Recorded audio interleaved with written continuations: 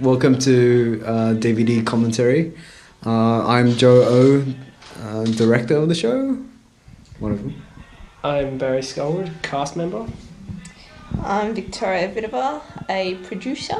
And I'm Adrian, also a producer. Yeah. What you're watching here is the introduction to our show. It's a bunch of guys dressed in pale blue suits. The funny thing is, the costumes had sewed all these together. Because we couldn't afford suits, so what you see here is some suits that are handmade, basically, from top to bottom, except for the shirts. We take bulk orders. Yeah. What I wanted here was a Temptations type look, a 1950s type look, where the singers would be dressed up in blue suits, lacking the black collars and stuff. But yeah, I think it pulls up pretty well, adds a bit of class. Yeah, thanks, Cecile. Yeah, thanks Cecile for that. Yeah. Yeah, they look pretty hot. Yeah, one of the nights they did a rap type ending to that. That was pretty funny. It was the last night, I think. Yeah, the last night. It was pretty cool. They begged us for it and we let it, so that's pretty cool.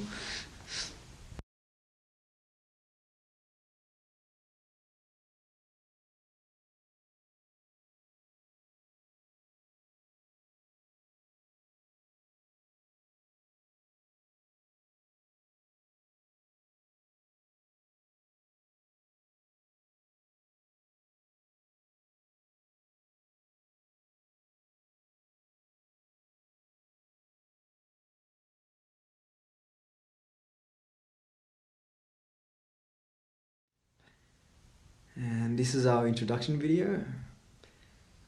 Some of that footage is from a CSE commercial that we took. Whew, is that handsome guy there with the mustache? The funny thing about this, I actually filmed this the day after doing a charity walk where myself and Victoria and two other members of Revue walked 100 kilometres in 45 hours. So I was quite tired in the knees, and let's just say Matt helped me through the pain with his massaging. Matt Lee give good time. I remember shooting for this, shooting on location, such a pain. I went 4 corners of the earth at 8 a.m. in the morning, driving one person here, there, picking up like 1 million people. I think the film crew was split up into 2, I think, for the day. Yeah. Yeah, and this isn't my dad's boat. It was it's actually sprinkling. That's the funny thing, and it was hideously cold in the middle of winter, on Concord Bay, I think, just outside. Outside Putney. Yeah, outside Putney, where I live, and just outside. Yeah, you see Concord Hospital in the background in some shots, I think. Yeah, there we go. That's it. That's Concord Hospital. You nice hairy man, you. And whose gun is that? It's my illegal BB gun that I smuggled back from Hong Kong when I went on my trip over there. And to get it past customs, what I did was I took it apart into about 50 pieces and I hid it inside a remote control car, inside the springs and stuff. So when it went through security, they couldn't see it. But I had the plastic casing of my gun down my underpants on the plane back. You're a terrorist. You're such a terrorist. But don't tell anyone this. Shh, it's a secret. That shot, Ryan had to jump in freezing cold water twice. One for a close-up shot that we didn't use and one for a wide shot. There's a lot of shrinkage there. Yeah. Yeah, must thank Ryan for that. That was big ups to Ryan. Yeah, it was pretty good for. I think that one day of shooting, we basically killed our actors. Barry just came back from this walk. His knees were all bandaged up. He was freezing his butt off. We had Carl's sister, our treasurer's sister, in a bikini in the middle of winter on a boat that was sprinkling. She had goosebumps all over, but she had a nice tan regardless. And as you can see here in the next shot, also. Yeah, nice mustache. I think it was $1 each. We bought a packet of 12 packets for $12. Yeah, they worked really well for the videos, but they were terrible for the dancers. They kept falling off in the final dance. Because Barry got all hot and sweaty. Well, you know what they Yeah, say. yeah. That was me and my nunchucks. They're real nunchucks, by the way. And there was one blooper where I actually hit myself in some indescribable place, but yeah, it was quite painful. I think it's in the bloopers. Yeah, it is. So is the rap. Stop for a second, guys. Yep. So if we couldn't hear. Cool. Alright. Yeah, the car was donated by Thomas Burke's mother. Yeah, she just gave us a silver Barina, and we It's painted. Tom's car. It's his, Oh, he said. okay. Yeah. It's just still in her name. It's the Beast, and yeah, we painted it red, put the stripe on, and we had a review car. I'm Jonathan Wong, the VFX director.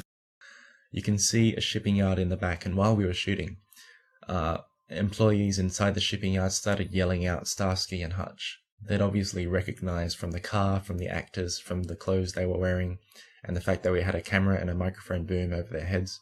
And as you can see here, those girls called them up about at 7 a.m. in the morning, all of them, to come out to shoot with us. It was very hard. Yeah. All the girls' house dropped out, so we had to get ring-ins. And here's Ryan freezing in cold water again. Poor Ryan. I think he got numerous colds and flus throughout the filming schedule. The marvelous thing about this video is it's so funny when they say, let's get him out of the water, and they move him 1 foot. And that joke was so unintentional. We never thought of that. Yeah. It would be funny just to have him get out of the water and not. Yeah. As you can see, like there's a bullet hole in the top of his head. He's still talking. Yeah, and the massive bling bling that we got the VFX team to make. That was pretty cool.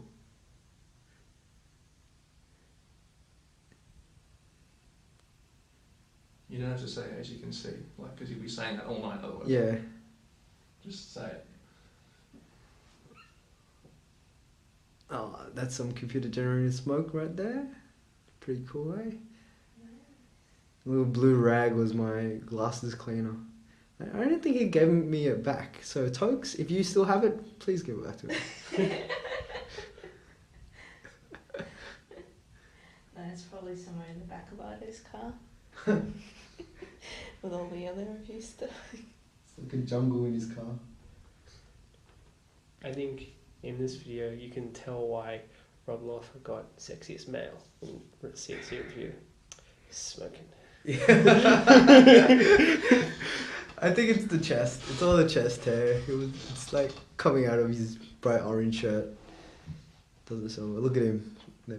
That's so man. I'm so glad that they grew their hair this long, because we approached them for these roles. I think they were the first 2 people casted. About I think 3 months before the show or something. So they left their hair long, which turned out really, really good. They had shortish hair to begin with. That was shot near the airport, I think. Yeah, it was. It's Yeah. shot in Botany. Yeah, in Botany. Yeah. Beautiful location. I love it how it looks like the movie so much. It's so close to it. And so I love the cranes in the background too. Nice and industrial. And there was planes flying by, but we didn't use any of that footage with the planes taking off. Yeah.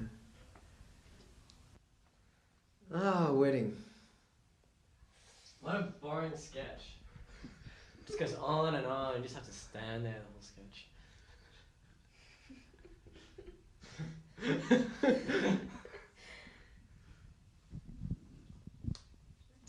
Yeah, with the set, I wanted to make it a bit more dynamic than boring wings. So what happened was we used kind of projector screens, where 2 projectors would project images on the side screens. Found that worked pretty well for most of the sketches, especially this one because it was stained glass windows and it did give a very churchy feeling. It doesn't show up on the video that much, but you know, live it came out really well. What happened to the gobo? Like the first few nights, there was like a light shining behind them. Yeah, the gobo of the cross. I don't know. I wanted to keep it there, but yeah, I don't know what happened to it. I think it was there for first couple of nights though, and then they stopped doing it. So, but yeah, I wish the lectern was a different color because now it's like washed out and Rob looks like he's just the head and the cross underneath him. That's because all you actors are wearing black and white. Yeah. In other sketches too, it's really annoying. Yeah. Mental note: don't get married in black. The good thing about Oh, this. so you are getting married. No, I'm not getting married. Oh, that's for the record now.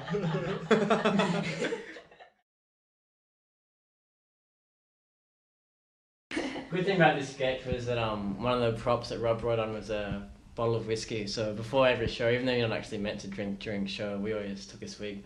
So yeah, That was real get us through the night. Yeah, that was real whiskey, by the way. So we all took a swig, like, you know, from his bottle, and by then, We had to refill it every couple of nights. yeah, To make we told Tech that it was actually just brown tea or something, so they didn't actually think we were drinking on stage. yeah, because we wouldn't perform drunk. No way. No. No.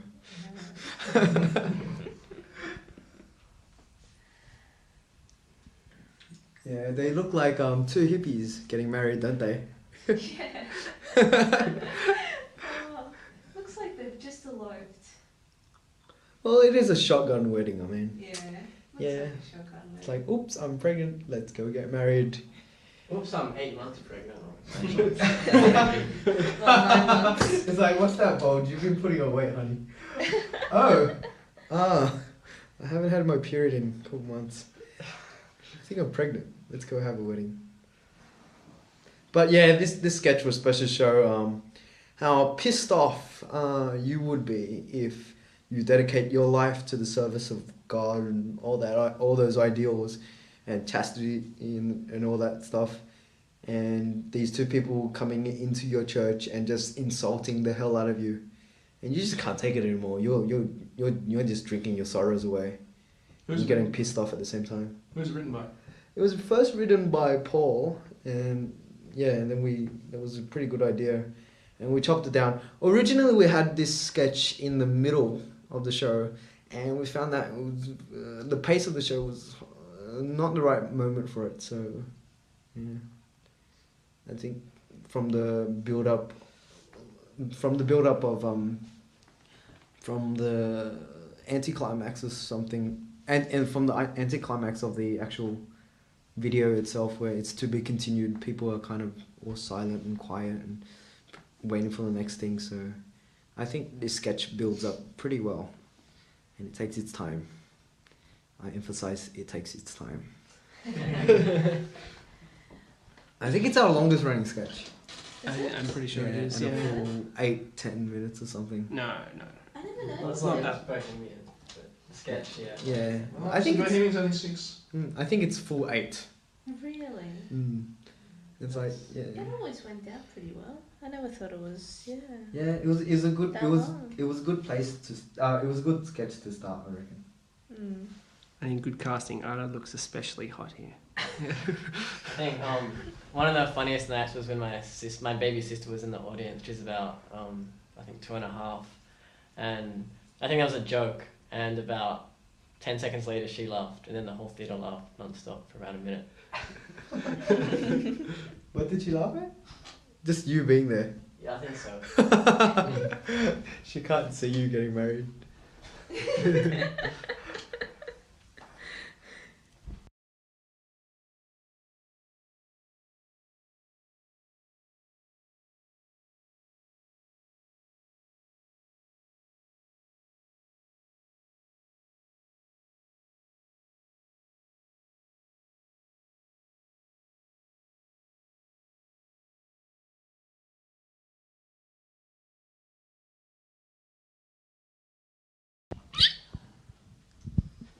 Yeah, we got that one on tape. Pick up on tape.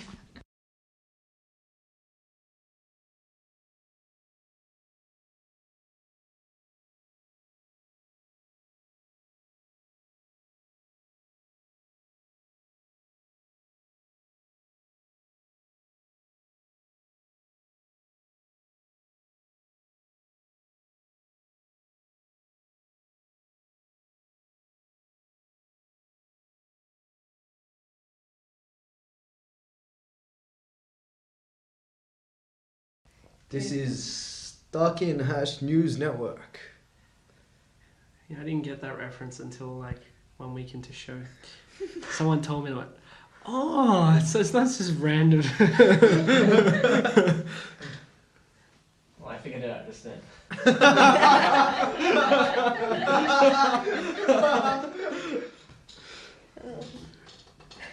Yeah, this is obvious payout to Med and Law Review. Big ups to like all the Med and Law reviewers who have supported us and helped us out throughout the years to get where we are now. And we're just poking fun of them back because, as you know, Med Review love its phallic symbols and penis jokes. So, as our one and only penis joke, I don't think we've had that many penis jokes. 1 or 2 in previous years. So we said, why not? Let's go out with a big giant penis joke. So we did a whole huge, actually our opening dance number about a penis joke. So penis joke, here it is. Yeah. Look at that dancing. And notice all the singers, the band players, great makeup, every single night, beautiful. The makeup girls did such a great job with all of that. Thank you so much. It looked amazing. Yeah, as you can see, it's Hoax and Liz actually playing the guitars. And obviously the makeup is modelled on the original band's makeup.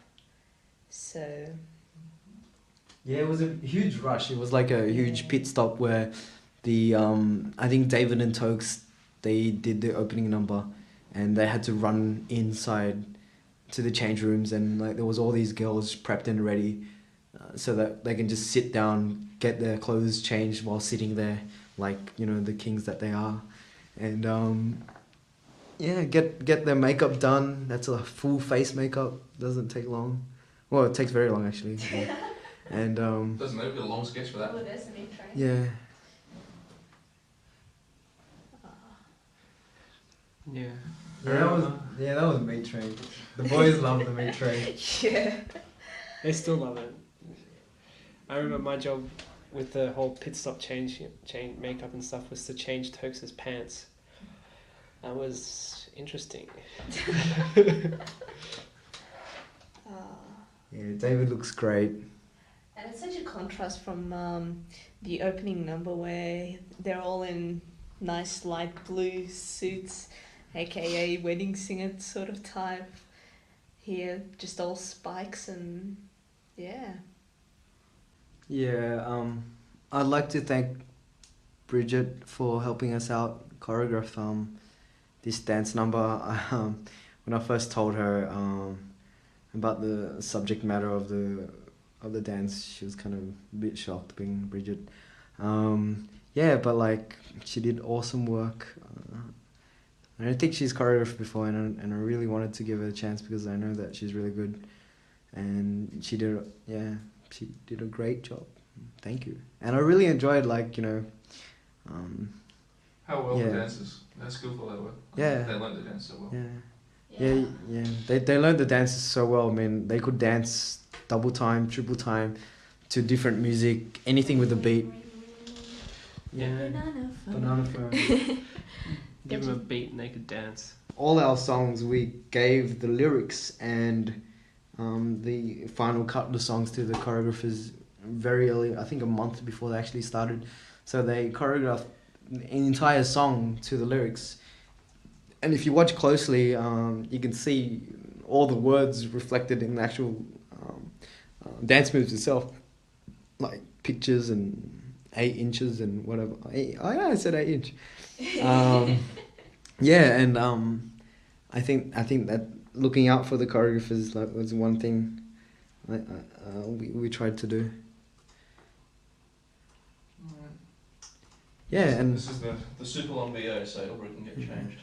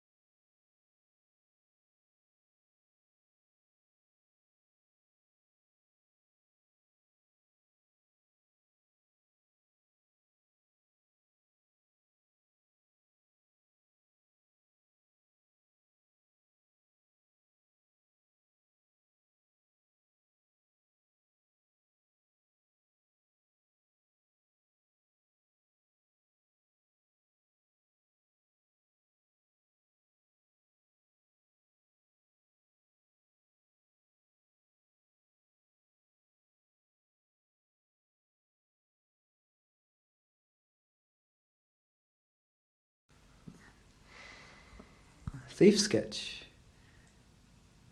Yeah, we didn't finalize the Pink Panther music until I think 2 nights before the show. I don't think we finalized the actual Thief series of sketches until a night before the show, which was cutting it close, but hey, That's how it's done. it's show business. As you can see here, this was shot in infrared. Yeah, I had to use night vision for this. Yeah. That's what it looks like without night vision. Yeah, it looks really, really good with the hazer on and the light, the torches, and Yeah, because you really do get that atmosphere. It's really dark, and then when people start walking in with the torchlight, it is pretty good. Yeah. Hey, Meg's on the phone. Hello. This is Mags, the third producer. Hi. say hello to everyone. Hi, everyone. And welcome to the Lasers, we get to see lasers. How good the lasers look. Yeah. Much better in the theatre. Apparently they could take somebody's eye out if they look directly into it, but I don't know, never tried. Yeah, they're powerful lasers, so you can aim the spotlight in the daytime. That's what they're there for. So you're not supposed to look into them. It's not meant for the audience. I'm pretty happy how this sketch turned out. It had the right atmosphere and the music did it all. And then there came the corny bits. Getting there. The Statue of Liberty, everyone. It was well done. It was a good idea. Oh yes, and also that switch box. It has a full set. It has a full switch. Tech did an amazing job. Someone forgot to mention to them that people never ever see it open. That's what happens with a lot of our props. A lot of detail. Yeah, like things that are turned around the wrong way, or whatever. There's so much detail that Tech put in. Yeah. Thank you so much for the extra detail. I'm sure it made Ilbra act better. Because there was actually a little handle she could pull down. Yeah. And Those fuses Yeah. and things.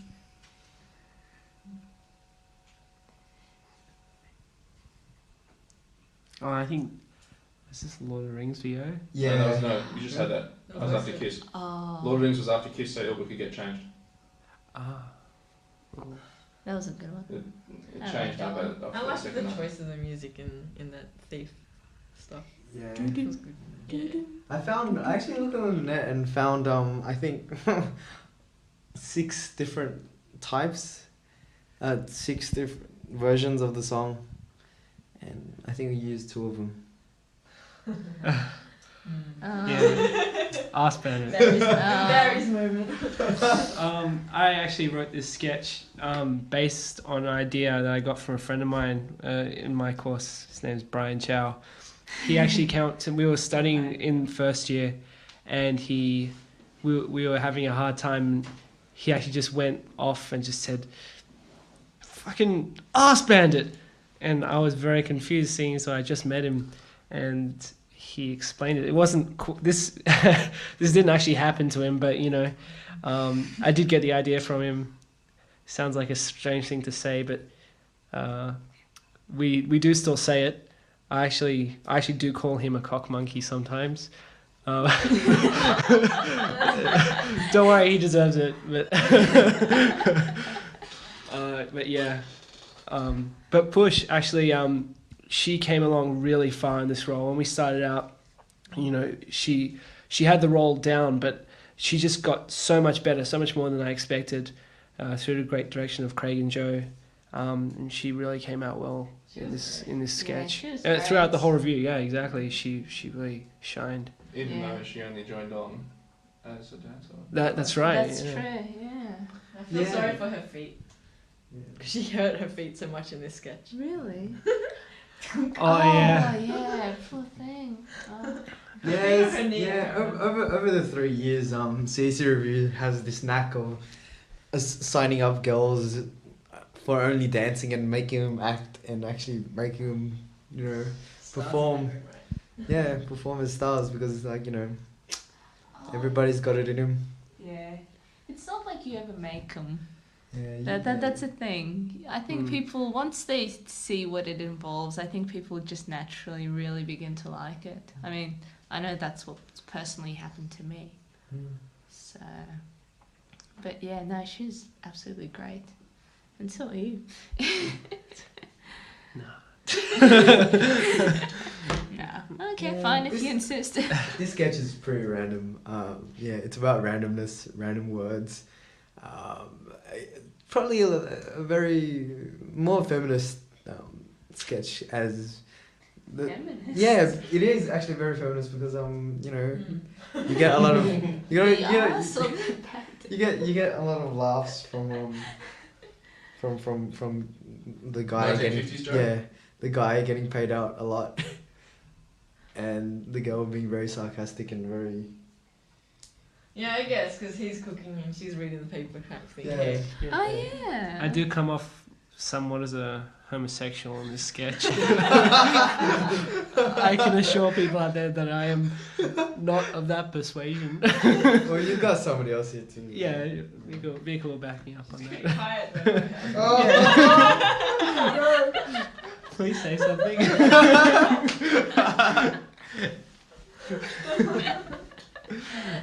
Maybe she'll hiccup later. Yeah. Yeah, there was one line that we thought was very hilarious about now where, about CSE, and we figured nobody really got the homosexuality link with CSE yet. So we cut it at... What was the old and new line? What was the versions? What were the two versions? I think it was... so that's why... Push says, and that's why we can't go watch the CSE review. And nobody laughed at it. Yeah, I think meta comedy, one thing you learn is don't. Big no. Don't make fun of yourself unless you're doing a very, very lame job of it. My favourite part of that sketch was when she walks backwards. That was funny. I don't know. It's always shit house. Yeah, I know, but I like the little corny things. Oh, my cross. All hail To get that one image of the cross, I sat down and read a book at a cemetery for 45 minutes, just with the camera aimed at the sky. Thank you. It was exactly. That was our Arab women. Yeah. What I called shooting Arab women. Hi, my name's Justin Alvarez, and I was responsible for the Jesus Saves skit video. When I first received the script, I was both quite amazed and appalled by how cheesy the idea was. Got in the car, went to the first park we could find, found some a soccer oval, and went ahead and shot it. Turns out there was soccer matches on. We didn't have permission. We're wandering around with a guy dressed up as Jesus, sliding along the grass, making a fool of himself. We were so unorganised we didn't even have a soccer ball and had to borrow one off a bunch of kids who happened to be nearby. The shots of Jesus required the sky to be replaced with a much more menacing, was something that was not necessary, but something which in the end brought a lot more mood to the shot.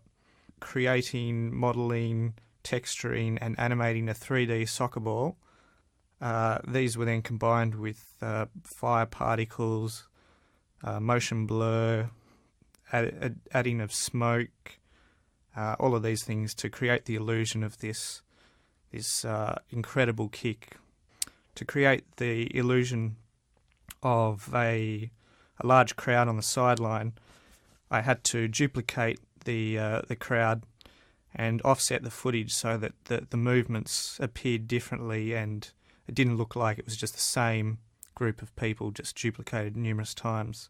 And this is another one of Something Paul's ideas. Yeah. Something stupid, yeah. But it wasn't stupid. It's quite good. Yeah. It's pretty romantic. It appeals to all the, all the romantic people out there. It's such a nice, I had actually never heard this song before the show, so Really? yeah, before this was first proposed, so. Well, Dave really liked it because of the whole Robbie Williams aspect. Who was the original singer? Frank Sinatra. Sinatra and his wife? Was it? I Was it Robbie Williams? I think oh, it no, it wasn't even Robbie Williams. Yeah, Robbie Williams. You heathen. It was Ethan. What's his name? Wasn't it? No, Robbie Williams did sing it with Nicole. Okay. Nicole. Nicole. Nicole. That's yeah. right. Okay, so I got it right. Okay. Yeah. Oh. I love the Lickland sign tech, guys. You Yeah. guys did an awesome job with that. That's Yeah. attention to detail. I love it. Liz really needs to work on her slapping. Yeah, it was really hard to get Liz to slap. She wouldn't slap him. Yeah, It's yeah. just too nice. Yeah. And then we were like, David's not a nice guy, I put all sorts of stories on him. I'm Yeah. pretty sure Max can slap anyone she wanted. What? Without a moment of hesitation. What's that? Is that from personal experience, Joe? Getting angry at you. Look at Otto. He's a CD clown with an afro smoking on a milk crate. It's so cool. Yeah. And Bex and Angus, they're doing a bit of dancing in the background. Really nice. Yeah. I think that heart was the first prop that we saw, and it kept going.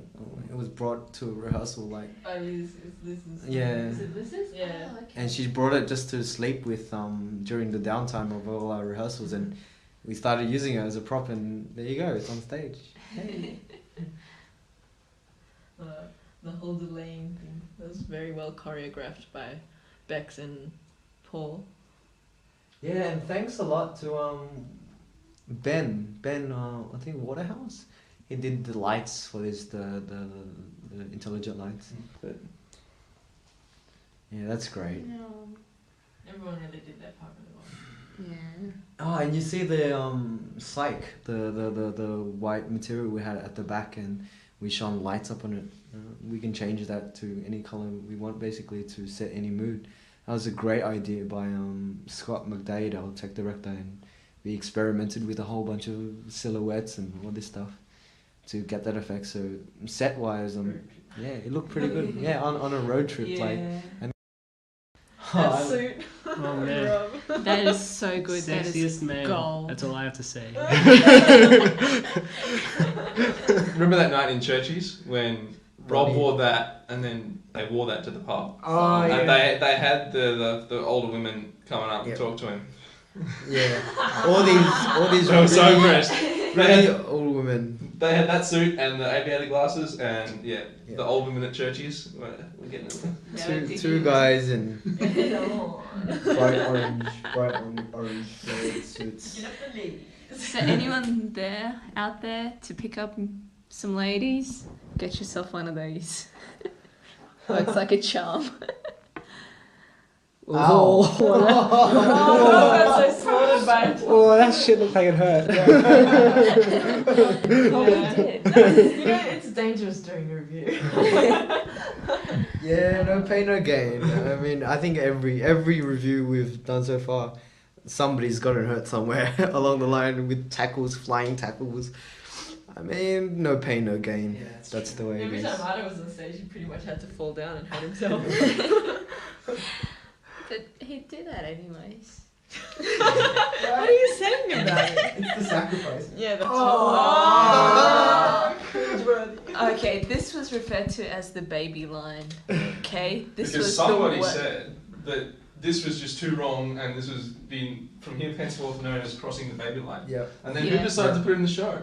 No, we knew that we was gonna show. Then I said like, you know, we're gonna gauge every other very borderline moralistically wrong sketch. We're gonna measure it up against this sketch, and if it was worse than this sketch, then it won't go in the show. So this is a pretty moralistically wrong sketch. It got a lot of comments at the end of the show. Yeah. Good and bad. Yeah. Yeah. But we guarantee you the doctor, he's really a nice guy. He felt so bad doing that skit. Yeah. Yeah. Michael was hilarious. One time he actually said, April Fools, it's already dead. And, and we just stopped and went, the gates of hell are opening up on the stage because you have to say it was already dead. I think throughout rehearsal he didn't say it was already dead until like very late, like about 3 or 4 days before the show. He would continuously, out of habit, just say it's already dead, and that meant that, you know, he killed him in the the little baby in the process. So we had to drill it in him to say it was already dead. Michael, if you're listening, it was already dead. I know you have but yeah, excellent execution with the throwing around the baby and everything. Looks so natural. People really got really scared. Yeah. I mean, one of my favorite lines is, "Oh my God, it's a little bit dusty, but it's okay." The O-Week sketch. Oh, I gotta say, this is the most intricate review prop that I've seen throughout the years. It is mechanically a masterpiece with what they did with such little resources. Great job. Yeah. It was I think Tim and Yael, Yeah. they worked on it and did an awesome job.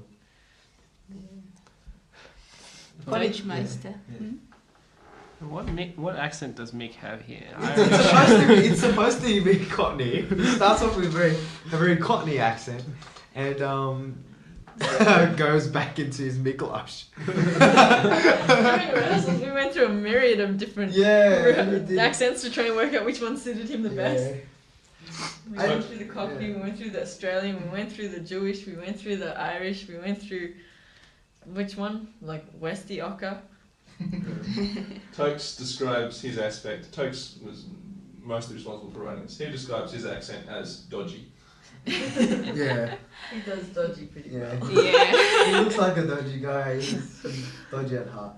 I didn't say that. But like the funny thing is the drug sign, the OWIC store sign, it didn't work in every tech rehearsal or The check went completely. or any other time it was supposed to be like rehearsed on stage.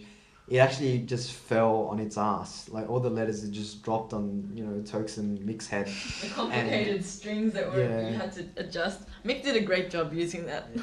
And there was one night where it did break down, and it was well covered. I'm so proud of the guys just covering everything, Marie trying to fix things up, and yeah, they just did a great job improvising the whole thing. I think he like all the letters dropped, and the only thing you could read was @sock. So he got, "Oh hey, welcome to @sock," and they just ran with it. So it was quite hilarious. Great improv. Yeah. It's a good thing he keeps checking the sign, hey? God suck. And notice how this is Jesus from the Jesus saves. Yeah. One of the best lines in this entire sketch is like, you know, was it hey Jesus? You know, he asks him like, you know, We don't sell drugs or do them. Yeah. Isn't that right, Jesus? Isn't that right, Jesus? And yeah. Let my people go. Yeah. There we go. He can barely fit under that sign. Yeah, he's extremely tall. When we made it, he's almost kneeling. He's bending over a lot in this. The sign was actually made to fit into the wings of Fig Tree, like to fit backstage. That's what it was designed for. Yeah. So that it could be moved through the doorway into the theatre. He's almost double Marie's height, isn't he? Oh, no. No, it's just the angle of the camera. Ooh, that's Yeah, nice. for the people who don't know, during O Week, which is orientation week at university, there's a whole stack of societies and clubs. They set up these stalls and they just promote themselves and try to sign up members. And we played around with the idea that, an O Week stall called Drug Sock, because with all this play on the signs. And the sketch revolved around the different permutations you can make from playing with the letters. And just trying to make it legit. You'll see us there in a week if you ever come to UNSW. Yeah, come and say hi to us. We will be, we'll be having a stall. Sign up and you'll be on an email list to be contacted when. Come visit. Join CSE Revue. Yeah. It's an experience worth joining. Definitely. I'm not sure about that actually. I had a hideous time. Thanks.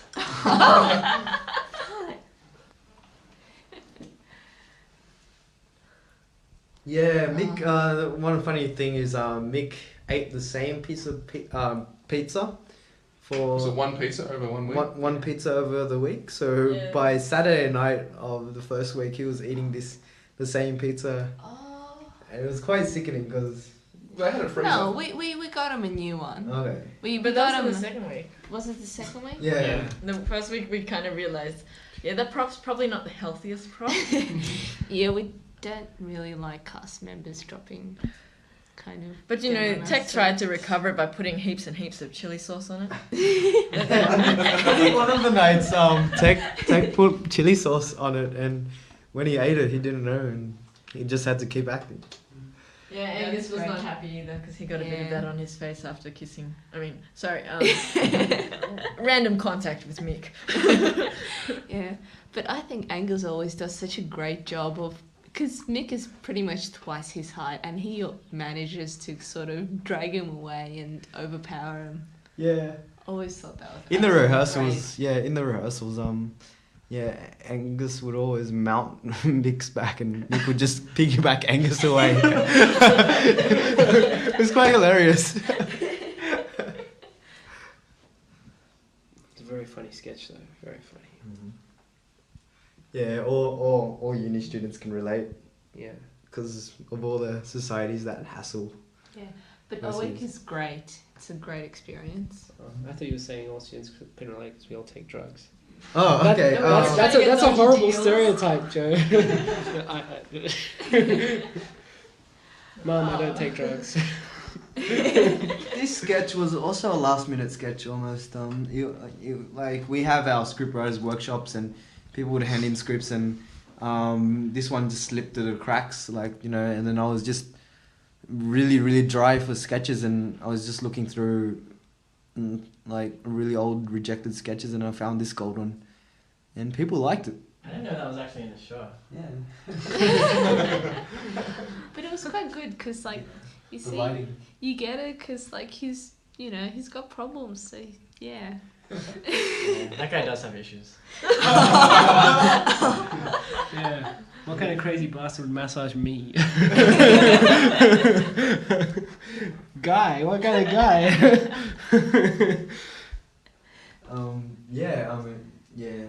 He if in the introduction, his name is Lo Ping.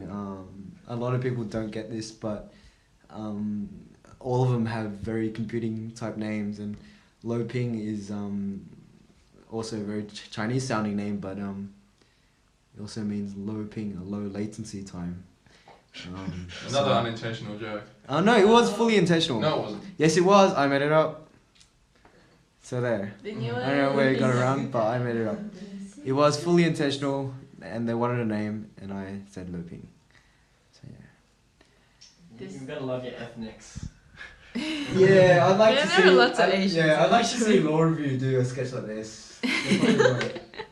Probably have to call it the Smiths. Yeah, no. the Goldsteins. I'm offended by that. Sorry, They did do it. They did do it this year with the 2 cars, and they not driving down New South Head. No one. They did, yeah. New South Head. Yeah, in the when they got the 2 cars on stage, and one of them's Mercedes, and they're like, "Oh, driving down New South Head Road." Oh. That was excellent comic timing by Robin there. Excellent. Oh, Robin's gold. Yeah, Robin was one of the writers, Robin and Som, one of the main writers of Mhm. this sketch. Absolutely gold. I don't know if anyone could see at the show or on the video, but Robin's holding a can of Bukhari Sweat, Yeah, Pocari Sweat. and he actually liked that very much. You know, he liked. Hey, it's an authentic Asian drink. What are you talking about? Yeah. It's. I saw it in Japan in the vending machines Yeah. and everything. I don't know what it is. What's a Pocari? It tastes kind of like, not like sweat, but it actually Gatorade? tastes like lemonade type thing. Okay. Like Gatorade, yeah. It's a weird thing though. Like you wouldn't think to buy it because it's like sweat, you know, salty. Like you really want salt water? I don't know about that. But yeah, we had authentic props there. Real Asians and real Asian drinks. Oh, Lily always does such a good job of scaring the living daylights out of Yeah, Lex. yeah. When she first started off, she was not scary at all, and we just had to rile her up and scream at her and shout at her and just, Make her think of real Asian parents. make her think like her mum. And this is Robin. He's just natural, naturally. Naturally Asian. Yeah, naturally. Love Asian. that Asian hairdo. Yeah.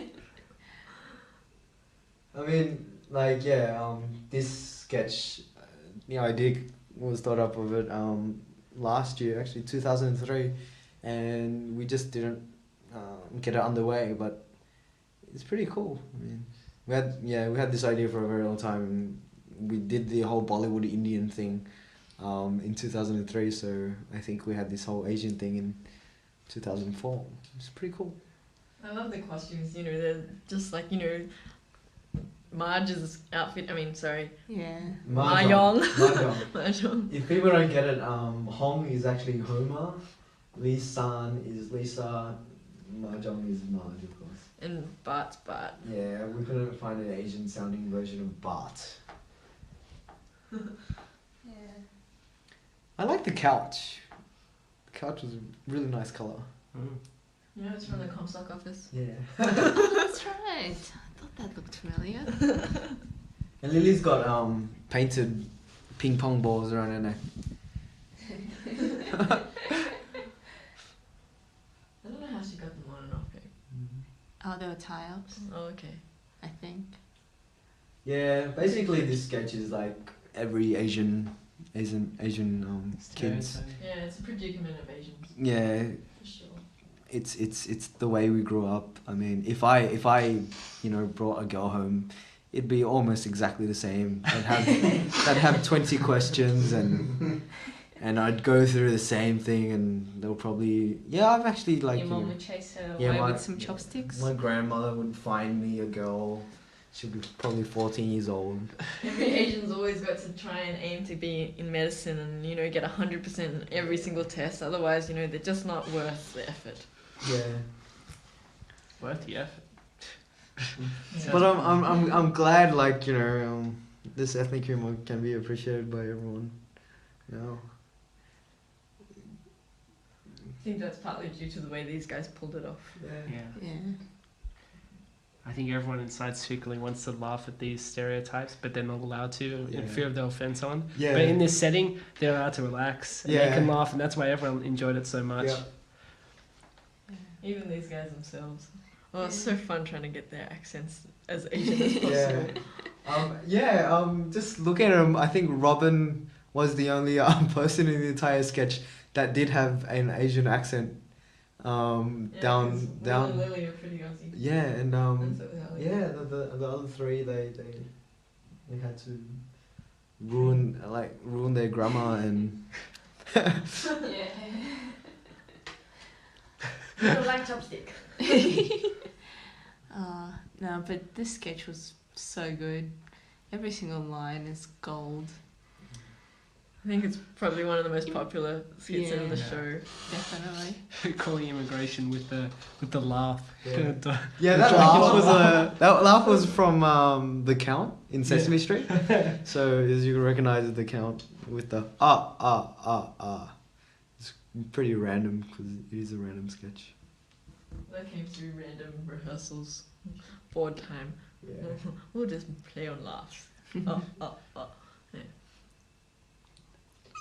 Yeah, the really cool thing about I think rehearsals and CSE reviews, like the way everybody contributes their little bit and just to make the entire show come together, and a lot of the jokes and a lot of the endings and the changes that we made was from cast members just going, hey, what about this? And we just evolved the show over time. So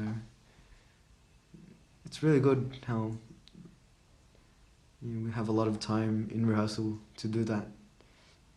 And there you got a really nice view of the side screens, changing the setting and setting the mood of the scene even before the lights came on. That was great. The theme music was playing before the lights came on as well. Michael with his dirty Sanchez moustache. Oh, you had to put it that way. Come on, it's Yeah. But yeah, we wanted a police chief, and back then we were doing research on what the 70s police chiefs look like, and they all had that dirty mo. So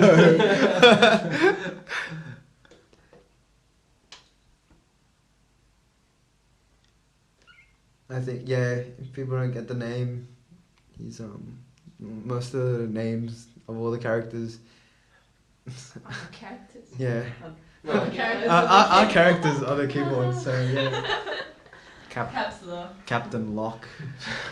Well, people wouldn't get Captain Lock because it's spelt differently on stage than it is in the video. Yeah. That was a bit of an oversight. Yeah, yeah. I tried to get the E in, but they ran out of space, so.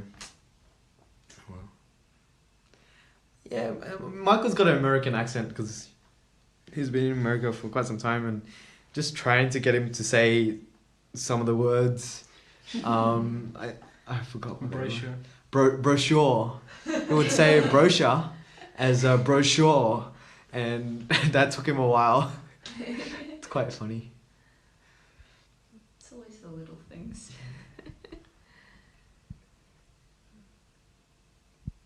I'm so glad they finally put, a brick on that door. Yeah. Well, Yeah, because the door is very wobbly. Yeah, it's the same door we Med Review and Law Review uses, and they have their own gaffed up brick. So you had to do some choreography to do that. yeah, that's why my legs are holding down the door frame. It makes huffy and puffing. I think almost every night towards the end, every time you bust through the door, your badge just popped out as well. Yes. Yes. I had some technical difficulties sewing my badge on, seeing as it was plastic. Yeah. But eventually the costumes people helped me, and they worked out a much more ingenious way of putting it on. It was very good. Was it a dress run where it fell off? No, it was actually a show night. And it fell off, and then... Yeah, and then, It's all good. It adds to the comedy effect. You're a rookie. That's right. No, but there was one night where it fell off, and then when you burst in later to say nothing, then you pick it up off the floor. Yeah. It was really cool. But I still remember. I think in my mind, when that happened, I was like, don't pick it up, don't pick it up, don't pick it up. But she picks it up. Oh, okay, that's okay. I always do the opposite of my business. Yes. It's that whole, producer-director conflict of interest Yeah. type thing. Yeah. And Joe just being Joe.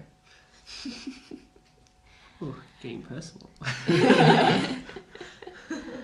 How much of the show did you spend watching up on the back? I think I watched every single night until I had to get on stage, so about 20 seconds before I went on stage, I would run towards backstage to get there in time. And yeah, just watching it again and again, just you spot things here and there, and it made you laugh even more and appreciate the show even more. But all in all, I was very happy. Every night was great. Everything just came together. I still remember you, Mags, running outside, practicing the busting sort of thing, just outside the theatre, kind of running, busting in, stopping, running, busting in. Well, I needed to get a lot of training for that. Thank you, Barry and Matt, for training me up and, give me some assistance in learning to, be a bit more realistic. I don't know what I did wrong. But, yeah, the directors weren't particularly happy with my lack of realism. And I think my facial expressions were mostly the problem, right? Yeah, you're smiling. She's got this invincible smile, so to speak. It would just never go away. Think sad thoughts. Even then, she would be still smiling. Right? Sad thoughts are pretty funny.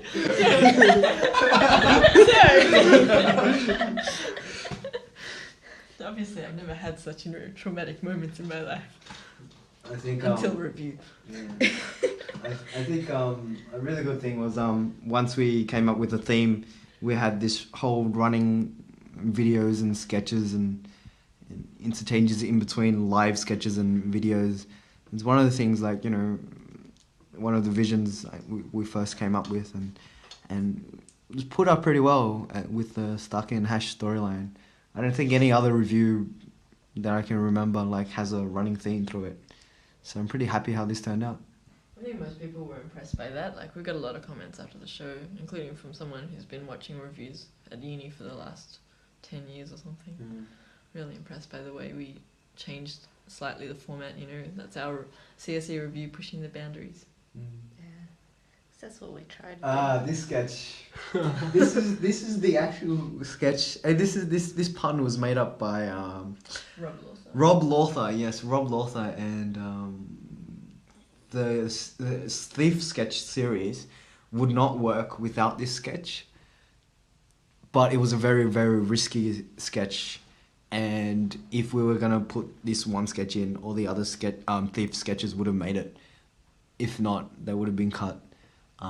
But we had good responses from every night with this sketch, and people got it. People got it before. Jolly even said the voiceover.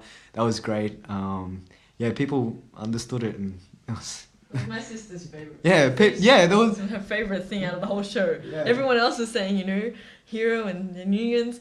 My sister, Thief ones, they were so good. But she's a high school kid. Her corniness levels are a bit different to other people's. The phone. Oh, work for a doll again. Yeah, throughout the 3 years, we've had work for the doll sketches, especially basically inanimate objects taken up by drongos and doll bludgers, and I think we can go for year number 4. I think we can go for a 4th year of work for the doll. Yeah, maybe. It's good. It's our back. We're technology students. Technology's been overtaking people's jobs, and this is how they originated. This is our way of giving back history to people. Oh. I think the 4th night in a row. We filmed about 4 nights, but we couldn't get this done properly on any of the videos, I don't think.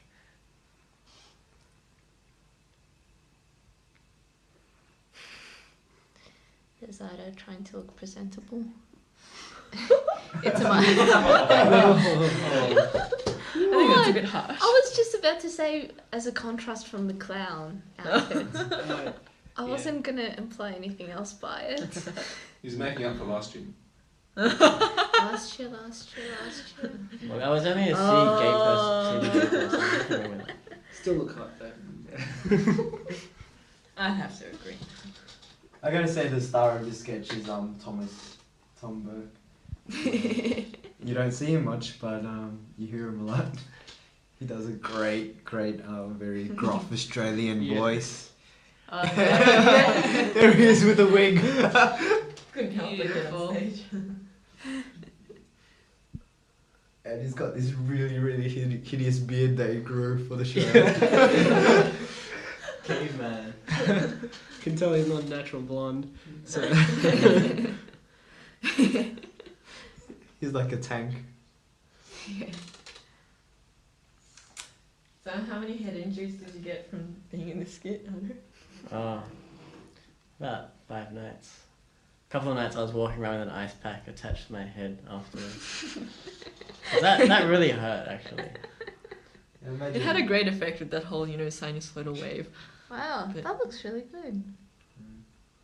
Looks dangerous. I think that's why you ended up with backaches, headaches, and everything aching by the end of the show. That's a prop gag for you. Big hideous prop.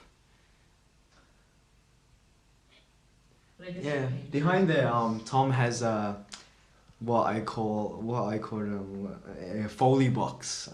It's just a collection of power tools and things that he can bang around just to make noise, just to make it seem like he's constructing something on the fly, just to get this phone call done.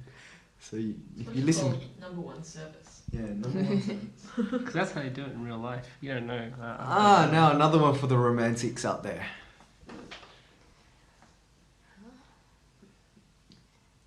This is a well shot video parodying Enrique Iglesias. Yeah. It's a great parody.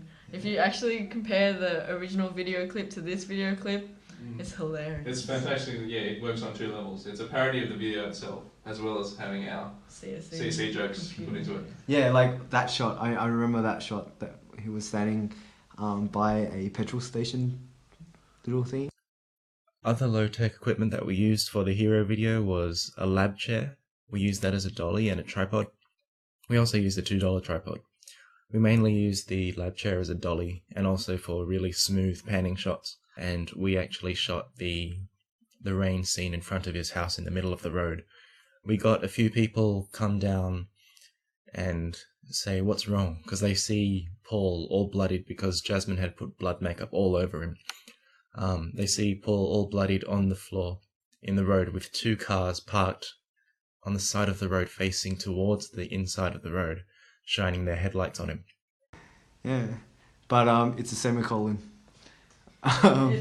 It's a syntax error that you always get when you're coding. Yeah. This is our lecturer, Tim Lambert, who's the one of the administrators of computer science, and he was in our show in 2002 as a cameo, playing a lecturer, and he's back again. He's great. Thank you, Tim, for helping us out throughout the years. Thank your wife for helping out with the scripts. You've been great, so supportive and everything of what we're doing, and pimping us in your lectures. Yeah. Your Friday computer graphics lectures. And thanks for all those assignment extensions and bonus marks. Yeah. No, they've been really supportive of us throughout all CSE Revue's history. The teachers and the lecturers are great. Yeah, big thank you to the lecturers who not only go to the show and support us by watching it, but sometimes they help out with editing, as has been done in the past, or as Tim Lambert just acting in it, and it's great. Just thank you so much for your support. That's Timothy, Leslie, and Barry. You might notice that Tim is wearing different glasses in different seats, and suddenly we reappear on the other side of the lawn. But we're back there, and now we're next to. It's special bad guy powers. Yeah. Oh, I have those powers in real life. I just don't use them. Tim is great. He's awesome. Yeah. That's Paul Air. He's great. I love this scene with Paul. He looks so sincere. How would it be to whack out your lecturer? Yeah. How good is Tim? He's the natural. Look at him. He's awesome. And how good would it be to beat up your student? I think Tim really relishes, bantering with Paul in that way. He's done it many times. Because I think Paul was doing graphics at the time, wasn't he? Was he? No. No. The year before. I think. But when we do the whole recruitment, like during first week of uni, we had that whole sketch where Tim Lambert was like scaring the hell out of the first year students by getting angry, like physically, violently angry at the students for when their mobile phones rang off. See, this was shot with a hose. Would you believe that's not rain? It's one hose. And just when we want rain, we don't get it. Yeah. And then other times when we don't want rain, we get a lot of rain. Yeah, that's what happens. Filming. And it's not the producer's fault. It isn't. Oh, hey. Do you know how many complaints we got for not arranging the weather? These directors, they have unrealistic. You guys are supposed to expectations. facilitate our needs, so. Well, if you gave us enough time to plan it in, maybe we could have arranged something. But telling us the night after you filmed it, that's a bit late. Yeah, we would have picked a day when. It was 10 minutes before we filmed. We emailed you and said, hey, could you guys get rain in 10 minutes? Yeah, 10 minutes. Email is not a tool for urgent communication. Oh, exactly. It's in the rules. It's. 1 hour, I reckon. Oh, I love this. This is a great song. This song had its beginnings during O Week of 2002. Yes, 2002. So it's 2 years old, this song. When we first came up with the idea in computer labs, me, Richie D, and Paolo. And we sat there and we were like, hey, let's start writing a parody to this song. And bits of it got lost, bits of it got found, and we had a couple of different versions, really dirty versions, really timid versions.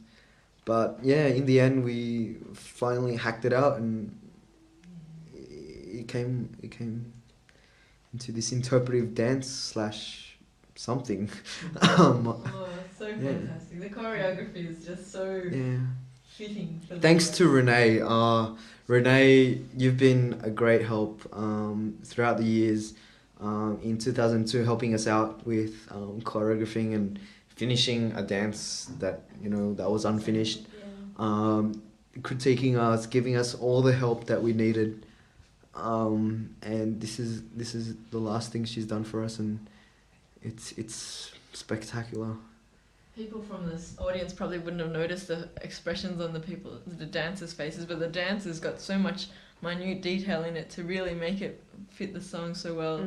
The boys have these expressions at the beginning. They're like so in love with their keyboards and everything, and the girls are just dolls. They're meant to be dolls, yeah. And they're like puppets and things. And they did a great job. And Michael had the most awesome facial expressions Yeah. and movements. Michael really brought is it great. alive.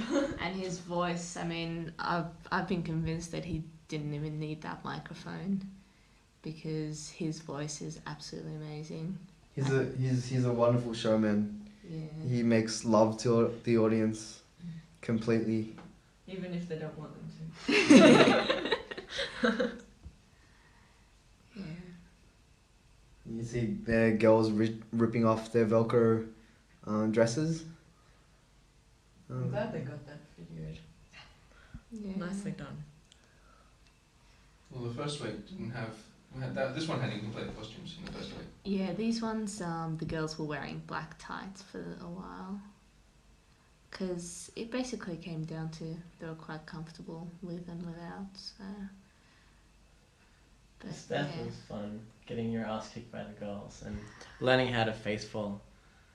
Yeah, there were some pretty complex moves in this dance. That's why we called it the lead dance, right? Yeah, I mean, that just goes really fast there.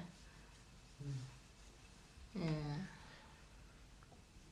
Yeah, when the song speeds up, it gets really, really crazy, and like Meadows got their crack dance and smack dances or whatever.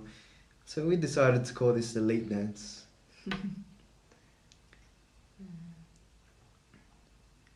Remember we had to audition to be in this dance. Renee held some Yeah. trials. If you could do the moves, then you had a better chance of getting in. If not, than not. Some very specialized moves in there, for sure. But we had a great group of dancers there. Yeah. Really. They worked really hard too. Yeah. I love this bit. This is, I think, one of my most favourite bits in the whole show. Moshing, yeah. So uplifting. Yeah, whenever I saw it, I just started jumping. Even if I was somewhere behind the curtains. Yeah. It's the best song to Yeah. have on the show. And the energy there is just by the dancers, by the singer, by everyone. It's just amazing. Yeah, big ups to Marchi for learning those chords. They were pretty hard to learn. Thank you for learning them. I know you didn't. By the second week? Yeah, by the second week. I think, I don't know. But you finally did it. It's great. It sounds great. Yeah. Now, One of these nights when I fell down there was a safety pin holding my suspenders up, and it went right into my ass like a 45-degree angle. It's my personal touch. Still got the bruise. The scar's almost gone. The lighting was awesome in this dance as well. It really added to the mood of it. yeah. Once again, thank you to Renee, to just integrate the singer and the song and the lyrics, everything just coming together, getting everything organized and so that it would come together and it turned out great. It's one of those parts of the show which you really just wish everyone could see. It's just there's so many parts of it. You wish they could get up real close to see all the dances and all their expressions, and there's just so much in it to see. I could watch this dance over and over and over again and not be bored because there's just so much in it. So much depth. And I remember first pitching this idea out and I had it all in my head and it was really hard to tell everyone, and there's a lot of people who said you can't do it, it's too hard, and Queen had never performed this live before as well because it was too hard for him to sing or whatever, but and I was so happy that it did come together and people did have faith in taking this little risk. It was a pretty risque song, so especially when Paula read it out at Road Trip. With the whole dancing and the whole thing, because it is a very hard song to do. There's no beat in it. There's no beat that runs throughout the whole thing, and has slow bits and fast bits, and it was hard to play, hard to sing. So very happy how it turned out. Lovely directors. Oh. Cool. Took him a bit of vocal training, I remember, every single time in the intermission. In Craig's defense, we did not really want to do this, but Sandra said it'll be cute. And it was. Yeah, and it'll kind of work. And we had this whole improv thing afterwards in the middle of it. Yeah, we did not know how to sing. We didn't know what an A, B, C, D or whatever pitch and tone and octaves and a metronome isn't a little garden gnome dressed really well. We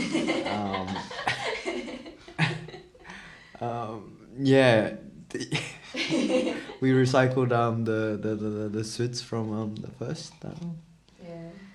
But did some funky colours. Yeah. Oh, We did. I'm spelling this night, man. Sorry, I was typing. Whoops. You were Americanizing. Yeah, we thought this was a cool way to just welcome back everyone by just singing the tune from Welcome Back Kotter. Yeah, and because it is the directors, it's really nice. Yeah. It was our first time on stage for the night. So pretty nervous. Believe it or not, we still get nervous and still stuff up and stuff. So we're horrible singers, by the way. We can't sing.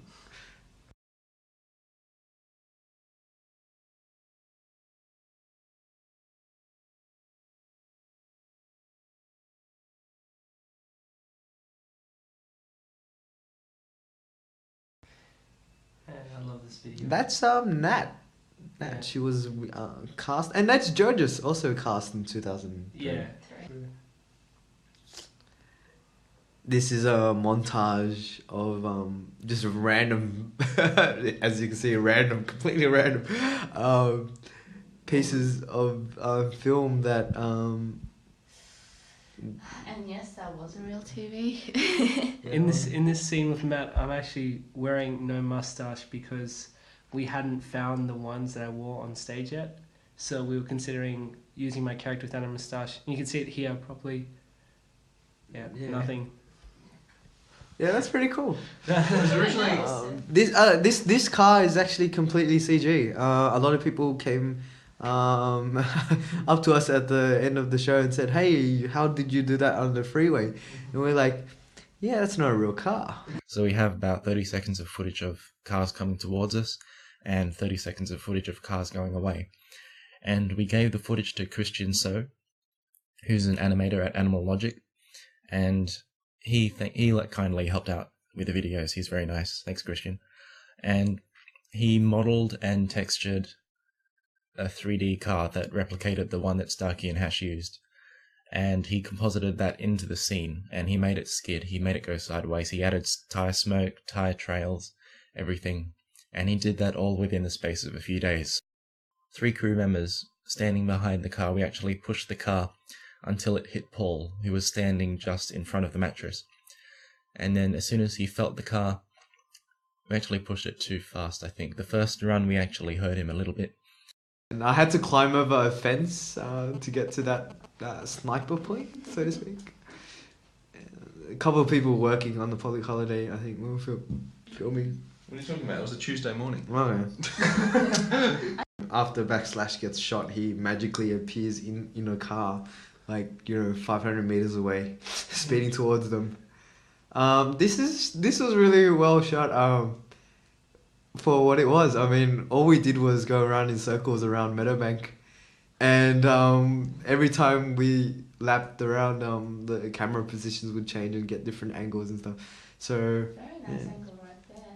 Yeah, but we had to drive around the block about 15 times. Yeah. That was it. That's all we did. We went round, and then Jonathan just kept moving the camera to a different spot. And the really cool thing is, every lap I did, I tried to go a bit faster, but not exceed the speed limit, of course. I love this shot. It's such an old joke, but still does it. That's Barker Street. Yeah, that looks like That's a Barker really Street. beauty. That's some footage from the CSE commercial that we kind of ripped. Computer generated cars. I love the lens flare. Look at that. Beautiful. And that is on top of the K17 car park.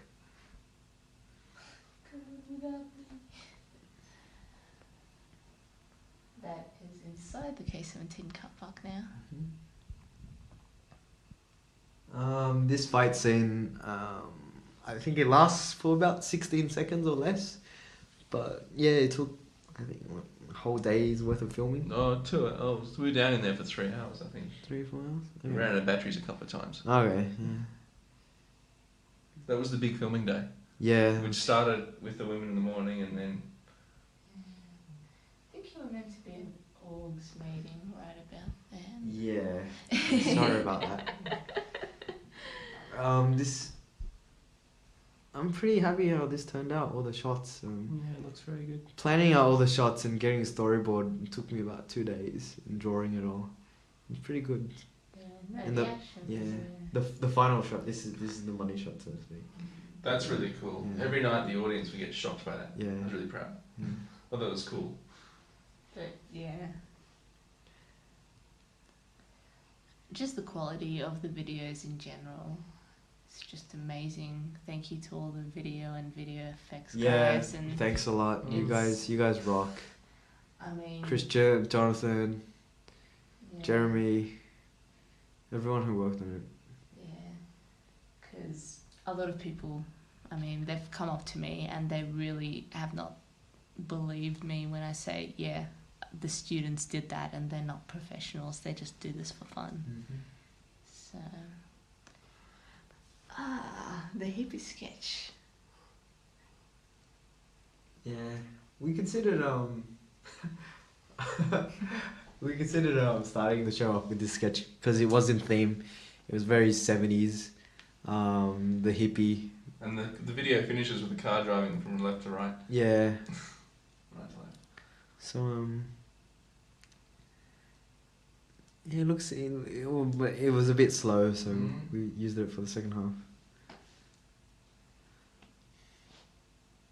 Yeah, Mick. He was typecasted for this role. Yeah. Never seen anyone do hippie to Jesus to dodgy a weak conning guy so well. Great piece of acting there. And also just note on the costumes, you'll see quite a bit of 70s costumes appearing throughout the show.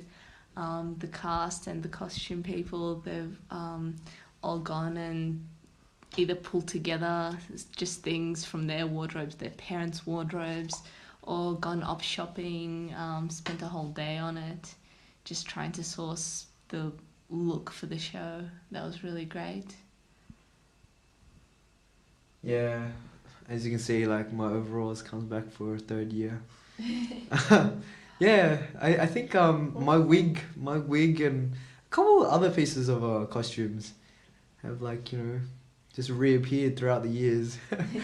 Because I have a lot of stuff, weird stuff that I don't wear, but just comes up again. 2002, I think 90% of the costumes came from your house. Yeah. I think my mum was watching. She was like, "Hey, that's Joseph's." She's continuously like, you know, was just amazed more at, you know, different uses of all my clothes than anything else. Oh, not my mum, my sister. Yeah. Oh, the interesting thing is this sketch was it was a group completely group written sketch. We had a scriptwriters meeting in one of the rooms, and we locked ourselves up for about 2 hours in this one room, and like half the cast and like, you know, a couple other scriptwriters, we just got together and just thrashed this entire script out, and we're pretty happy how it turned out. It's quite clever in some respects. Yeah. Some of the nights Mick got an applause for his soliloquy there. Yeah, because wow, takes so long to say, and you have to say it in the right order. Yeah, it's very Abbott and Costello. Yeah. But yeah, big ups to Mick. He did such an awesome job in this sketch. Yeah, and there's Dave trying to follow it all.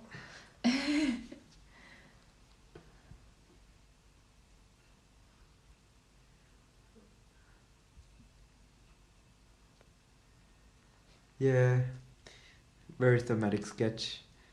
Long hair. Oh, one of the things we did with Mick was Craig gave him weights to hold around all day. So these dumbbells, and he had to carry these dumbbells like for like 3 days straight, so that his arms could like stay down and loose, because he's very high strung, and when he gets excited, his arms just fly about everywhere.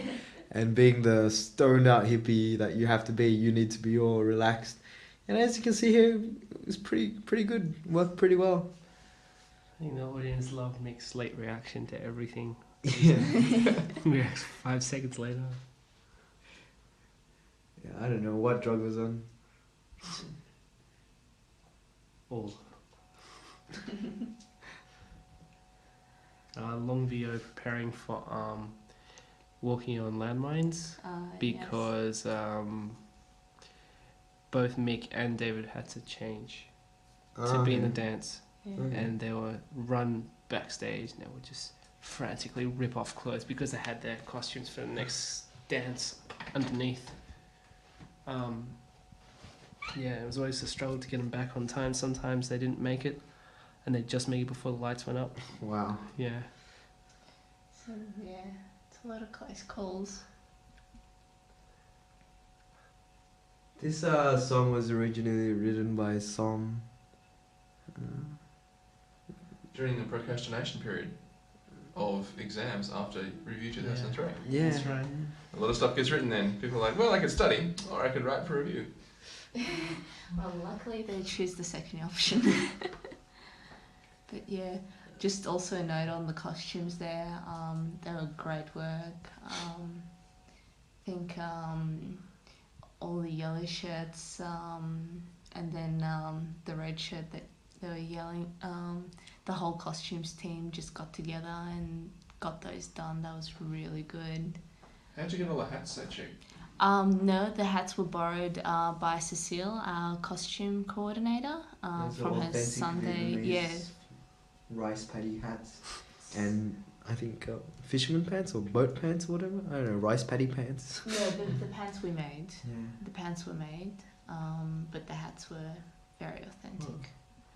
We had to string them up just right so that they wouldn't strangle the dancers. Because, and that they wouldn't fall off because of all those dance moves. So it actually, such a little thing, but it did provide a little bit of a challenge. Thanks to Gabby for choreographing this dance. Yeah. It's very Asian based war theme, but she added a bit of funk here and there. And turned out really good.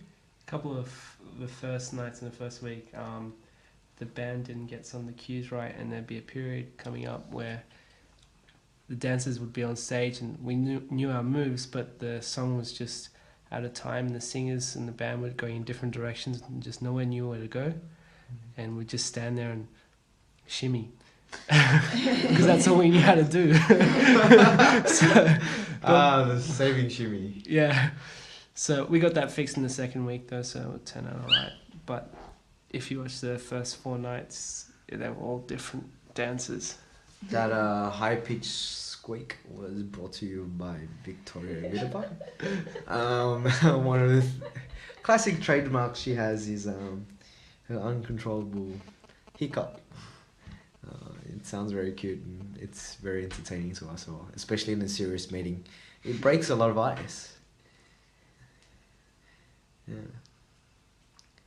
Also, I think we should mention thank Sandra for all the great work she's done with the singers, and just the vocal training. She all did the all our songs. singers. Yeah, including me and Craig, which were really horrible. We didn't have any idea. because you have to keep in mind, Revue is, we're not professionals, so. Speaking of not professionals, a lot of the people in the cast have never performed on stage or danced or acted anything. So, most have never even imagined themselves to do so.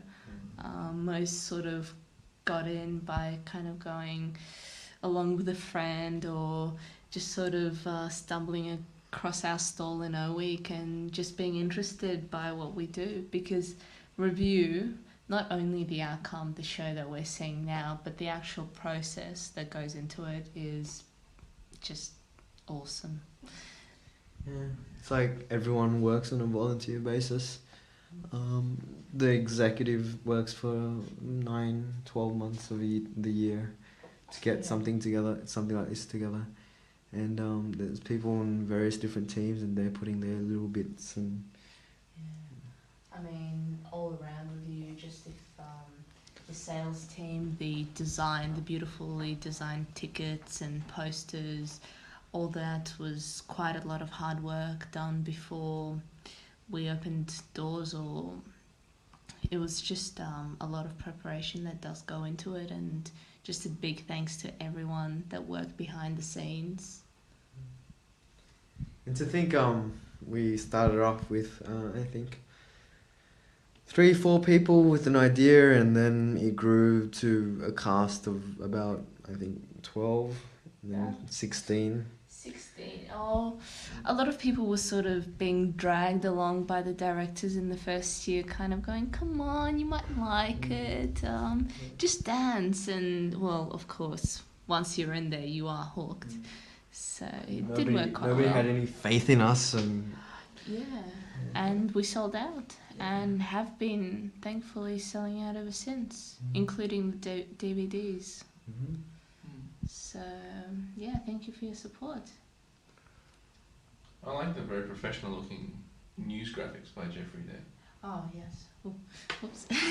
Jeffrey Roberts, one of our creative geniuses. Oh, yeah. Visually.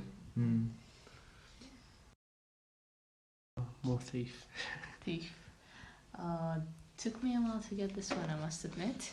It's a very American joke, because we don't have much baseball here.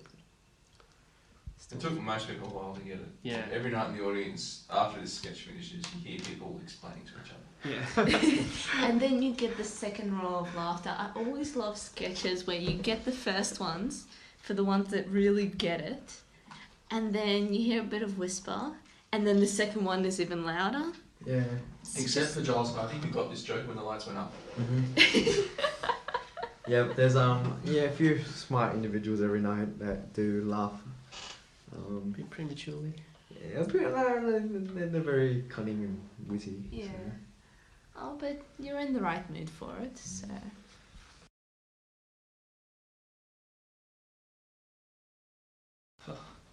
Oh, this one. Oh. Not quite close to the baby line, but getting there. Yeah. Oh. Yeah. Yeah. One of the nights, there was actually a very large woman sitting in the front seat. I don't know how she took it. I just heard that there was a lady in the front seat, and I hope she's not too offended and can see the lighter side of it all. Yeah. Because And if she can't, we're very sorry. yeah, we're really sorry. We have to iterate the review. We really don't mean any harm by it. Yeah. We really don't. This is just pure comedy value. Mm. And I mean, like, yeah, we're known for provoking the taboo. yeah. So almost anything goes. I mean, if we didn't, it wouldn't be funny. In reality, it'd be just plain ordinary. Oh, see, there's a lot of standard jokes, but that one got me. That one always got me, because you kind of go, okay, this is one of those sketches. Well, I've heard them all before. And, well, no, that was quite a good call. Who wrote this one? I forget his name. Don't This put was this a in. random Don't put script this just in. turned up. Okay. Yep. His name is Wallace or Winston. Winston Chu, I think. He came completely out of nowhere. Attended some scriptwriters meetings. Was very quiet and reserved, and next thing you know, he emailed this wonderful script. Wonderful, and we thought it was very funny. To us, and we just went from there. Actually, it was Warren Koo. Warren Koo wrote this sketch. That sounds right. Yeah, that's right. Sorry, Warren. Tom really makes this sketch. He's quite funny in it. He's such a bastard. Yeah. He plays the bastard so well. They improv that line in one of the nights, I think second run, and we've kept it since. Yeah, and Matt does a really good job of playing the really nice guy and the nice guy who gets like abused and he's the audience's emotional connection to the show. Good. Yeah, one night one of the nights, to much disappointment, Margaret actually forgot to come on stage, so Robin was there by himself, just going, "Where are you?" And that was it. Lights down. This one was where am I? Where am I? Yeah. And people laughed. And people just completely laughed. It was completely random. I think it was only Robin could have pulled that off. Yeah.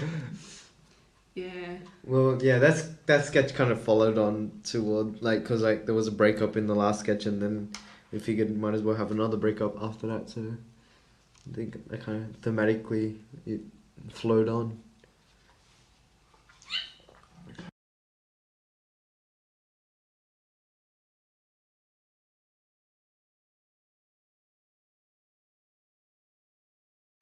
And upon another subject, another touchy subject. Oh, yeah. the subject of suicide. Yes, we are making jokes about suicide. So, I'm sorry. Well, for me, this sketch is all about that sound effect. Oh, That is what lifts us above the hey, we're just killing people because suicide's funny, or rather not. no.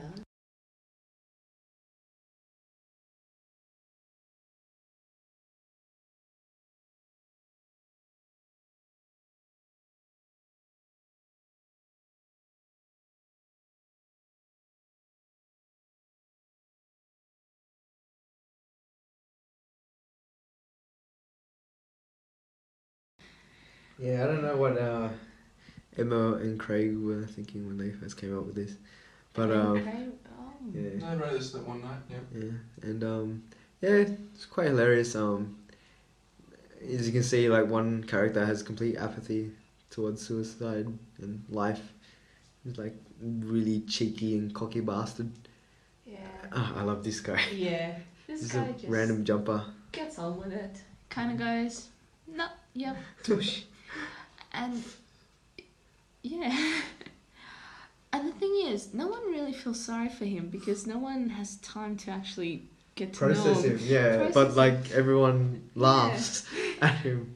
Yeah, and I just find that sometimes a little disturbing, especially when you get the at the end of the sketch. Yeah, people are laughing at other people's misery. I think that's saying something about like what everybody society's turned into our values. Where I'm not gonna go into this. This could be That's incriminating. There is a definition of comedy, but I think that's for another time. Yes, that's for another time.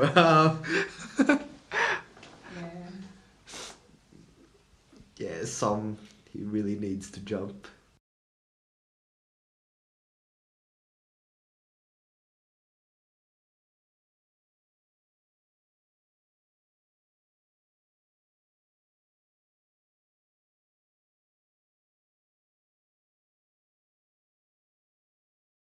Never bothered to solve that cube in all the show notes.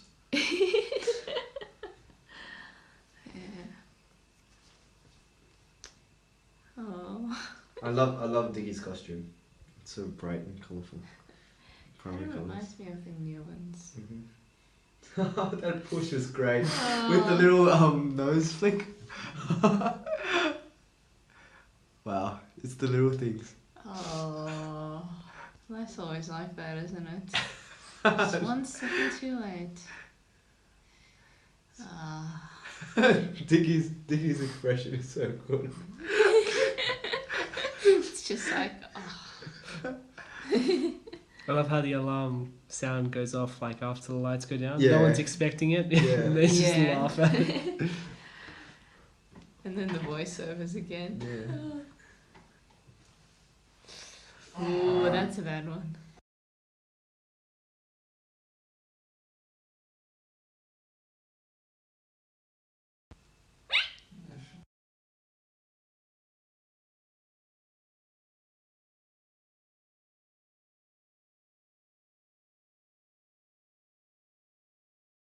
Job interview.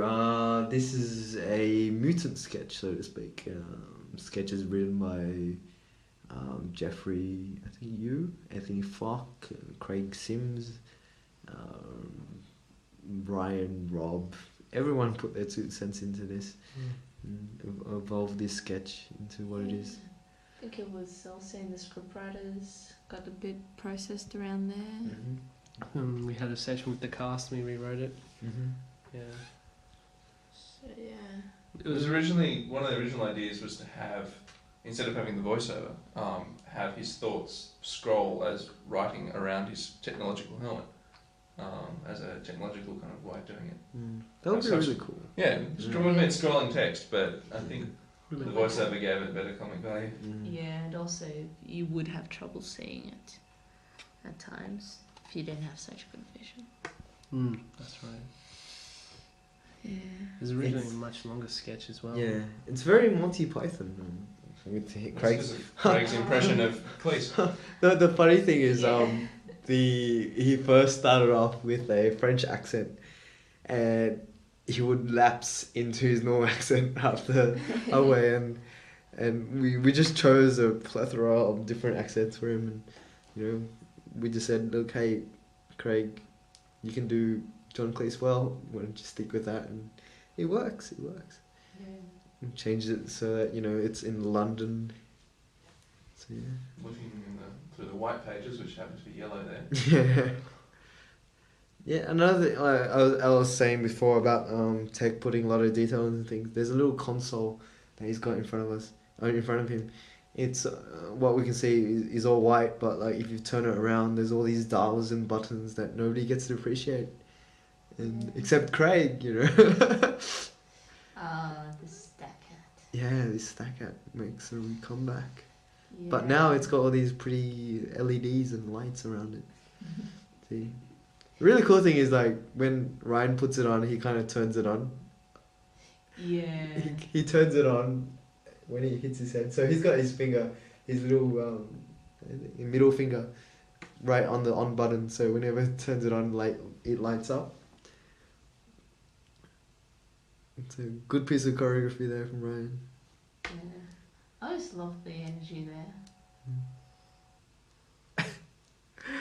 I don't know, like had the "It's Raining Men" song was stuck inside his head. I don't know if all the in jokes of Ryan and men. We won't go there, but I think Cast will appreciate it. Ryan, that was for you. We should correct it though, because he is currently. Yeah. We chose that song. We were trying to think of a song that was just very annoying and very. That could get very stuck in non-liked. somebody's head. Yeah. Yeah. And it was just it was nice. That was a nice choice because it's in the 90s. It's also in the 70s. I never thought about it like that. In the 90s and the 70s. Considered it only in the 90s. Oh. But it was in the 70s. I love this line. This line about the rocket science. Yeah. Brain surgery.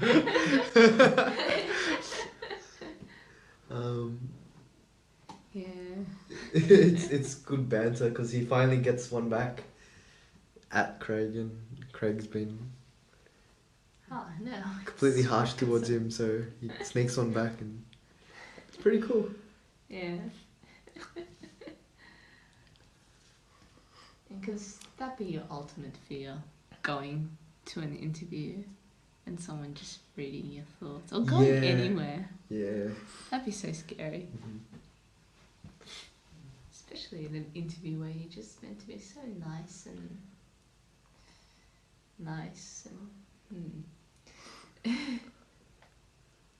Oh, he's got so much energy in this scene.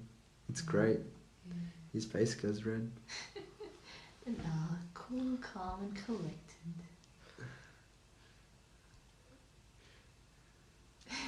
Yeah, Craig's pretty demonical here. I wanted him to end the sketch with a really Dr. Evil type laugh. But it was probably inappropriate. But he was feeling really evil at the time, so yeah. Maybe I should save my evil laugh for somewhere else. This is taking a stab at reviews in general. If you know reviews, they always have titles imitating movies, and parodying movies. And the celebrity imitations, yeah. Oh, I don't know if they were poor quality. Late. Yeah, another little detail joke. Yeah. We'll put it there. Just for you, Barry. Thank you. Back to Starsky and Hatch. Yep. Oh, this is the lead up to Eulogy. Yep. Oh, such a difficult sketch. Ryan's actually, for people that know Ryan from Cast, he's actually one of the best people to hold a straight face. He can sit there and people will try to make him laugh and he will not budge. And I think that's why he was chosen to do this sketch, because such a strong character was required just to not move. For me, it was very hard because I crack up quite easily. I have no idea why I was chosen for this sketch. Because of your size, maybe you're yeah. supposed to there to cover up the other side. I never thought of it like that. Yeah. But yeah, Ryan, he actually worked off one balloon underneath the lectern thing, and he took deep breaths, and he was actually quite concerned initially that it would cause him permanent damage, but Craig and Joe assured him that all he needed to do was breathe. Hey, like, you're at a eulogy, it's about death, you know. Oh, yeah. Hey, I'm looking after my cast, I am. We actually did some research and got some PDF documents about helium going into your brain and like causing like tumors and stuff like that, and the statistics were pretty low. So you know, we out of the 10 nights, like we're saying, you know, hey, Ryan, it's up to you. If you want to do it, you can. And you know, being the invincible young man he is, he went ahead with it. Always a that was good great. sport. Yeah, always a good sport. Yeah. Pretty happy with this. So it's such a simple idea. Yeah. One thing I love about this sketch is the lighting. It translates so well on camera even. It's just a profile light from the top. What about Michael's juicy way of speaking? Yes. As you can see here, I soon get bagged upon. And on tape you can actually see this about an inch long piece of saliva like traveling towards my face, and that happened every night. And I'm having really bad memories of it now. I mean, every night he would just offload about a liter of spit on my face, on inside my ear, and it was very, very seedy. And all the while I had to keep a straight face. It was quite difficult to do, but I don't know. I just had to stay focused, I guess. It's about to happen now. Yeah. And he's already started. I can feel the droplets dripping down my face, down my collar, down my neck. It's so disgusting. And here we go. Oh, did you see that?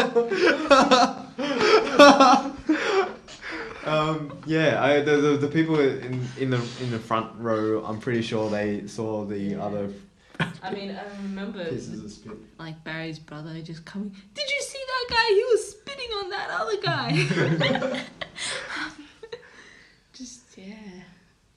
Yeah, and I think I went deaf in one ear. No earplugs or anything like that. Would been a good idea, wouldn't it? Yeah, but Except people might have seen. no pain, no gain. Yeah, that's right. Yeah, it's all about realism here. Yeah. I was deaf for the next 10-20 minutes or something in one ear. But I love Tokes' energy. I think after the 5th night or so, his voice started to let go. Yeah. And Rob started practicing Tokes' lines to cover for him. But I think every night, just before we went on stage, Tokes, just collected himself and, Yeah. There's one night where Rob does it. Yeah? Yeah, where Okay. Rob wins the little 1-2 game. Okay, yeah. But Yeah, just have to mention, like, for all the cast, it's really, really strenuous, and it is really hard because you have to not only keep yourself fit, you really have to look after your voice just throughout the whole show run. And yeah, it's a big merit to them for taking care of themselves and just working hard and training themselves properly. So who wasn't sick on the second week? I think there was a fair number of people who weren't. No, there was quite a few that weren't. Like, it wasn't bad. It was the production week, which was worse, I think. Yeah, I think people were getting over colds and stuff. Yeah. So, It's also cold. but all in all, it was pretty rewarding. worth it in the end, I suppose. Definitely. I mean, I don't think I have done a show that I wasn't sick, or some degree. Yeah, the first year you did review, you Whew. lost your respect. First year review, it was crazy. Yeah. Yeah, the sketch caused quite a mess. So, we made this little cleanup sketch where I'm still in my metallic handcuffs, mind you, and had to pick up all the remaining pieces of paper. And it's quite great because the techs wanted to experiment, and we're at one stage we would have gotten a leaf blower on. Yeah, a leaf blower on stage to blow everything. Yeah. Normally the tech crew comes out and cleans up with full stage hats on, and it's humorous because it's tech on stage. Yeah. And they're allowed to do it their own way, different time each night. It was essentially the four of us with a camera and a mousetrap, and Craig's a stupid person, so of course we made him set off the mousetrap with his fingers. For the third video, we put the mousetrap on top of Craig's alarm clock, and it's actually interesting because I got a call from my girlfriend while we were filming that, and she heard Craig screaming. Yeah. I don't know if anyone got that pun from Entrapment. Mouse trap. Yeah. It's funny because it's Craig. Yeah. Yeah, that was Craig's hand, and he really, really did get hurt. And he will tell you all about it. Yeah, this is The band. This is the band. Awesome band, by the way. I kept hearing compliments from people on how great our band was this year, and John put together an awesome, bunch of people. Yeah. I mean, I remember after the first rehearsal, getting a report from our band director, John Cronown, that all these people rocked up knowing the songs and actually have practiced them all at home, and they were all proper musicians, and they knew what they were doing, and they jumped on board skillfully. And again, it just shows the talent that we do have here at CSE. Because I think all of them, right? Mm-hmm. Our Yep. CSE, Yep. yeah. It's really great to see that people just go out and some are in bands, or they really take up a instrument just so seriously, but have time for We might be engineers and scientists, but there's hidden talents everywhere. funky sax player down there and all of us. Yeah. Yeah, but also just from a producer perspective, just big thank you to Jonathan for organising the band. He was absolutely amazing. Yeah, John Cronin, he's got this saying that I absolutely fell in love with. And anything you ask him or say to him, he would just say, hey, that's cool. Yeah, that's cool. And everything was cool with him, so... Yeah. And it was. He just made everything so Yeah. great. It's amazing when someone does just such an awesome job, and You don't have to Yeah. worry about it. you don't. Just and there's Mark funking it up, and Yeah, with the wig that has been in 3 reviews. yeah, It's been around that wig. yeah. I like this bit where the horns, they actually... Get to walk. Yeah, around they get to walk around and do their little, little funny stuff. The chicken dance and everything. It's their time to shine. I mean, Yeah, it's their band number, so... because they have to be devoted and behind the scenes every show night, and the practices before that. So it is quite a big commitment for them too. You can see. Just They're having very fun with it. Yeah. The little chickens. Yeah.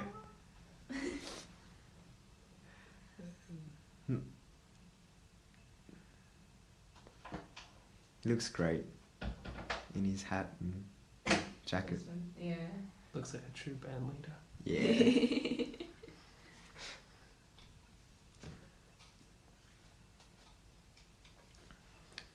As you can see, he's got some chops happening. On As his beard. was the style in the 70s. Yeah, as was the style in the 70s. That's true. That's true. Yeah. Steve Rathwell, drummer. Yeah. I think a lot of girls went crazy over him. I think yeah, the most common request after the show was, who was that drum player? Really? So, Our band does tend to be very popular with the girls, isn't it? the ladies. Now that I think about it. Yeah, so just a reminder, guys, if if you're looking towards doing CSE Revue, maybe cast isn't such a great thing. Learn how to play guitar or drums. Yeah, if you're looking to pick up, learn how to play. Yeah. But Actually, doing CSE Revue, looking to pick up, it doesn't really. Hey, but it's went for a good few there. yeah, that's true. That's true. We Perhaps have- maybe go and do a law review or yellow shirts or something and you can pick up. CSE, we have meaningful relationships. With our keyboards. Yeah. Keyboard.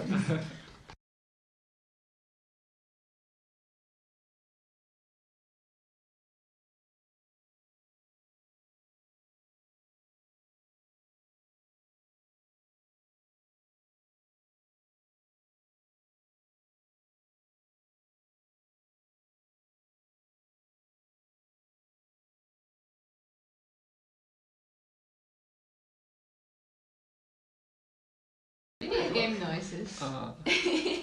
This sketch was written by Paul. Great sketch. One of the first sketches we had. And Mike Narcisco, he pulls it off so well. Yeah, definitely. And so does Lily there. I mean, just look at that. I think Michael brought so much to this. You know, he had so many things. He added so many things to this sketch that no one ever thought of. And yeah, I remember the first time. Remember when he auditioned to do it? It looked like he was having an orgasm on stage.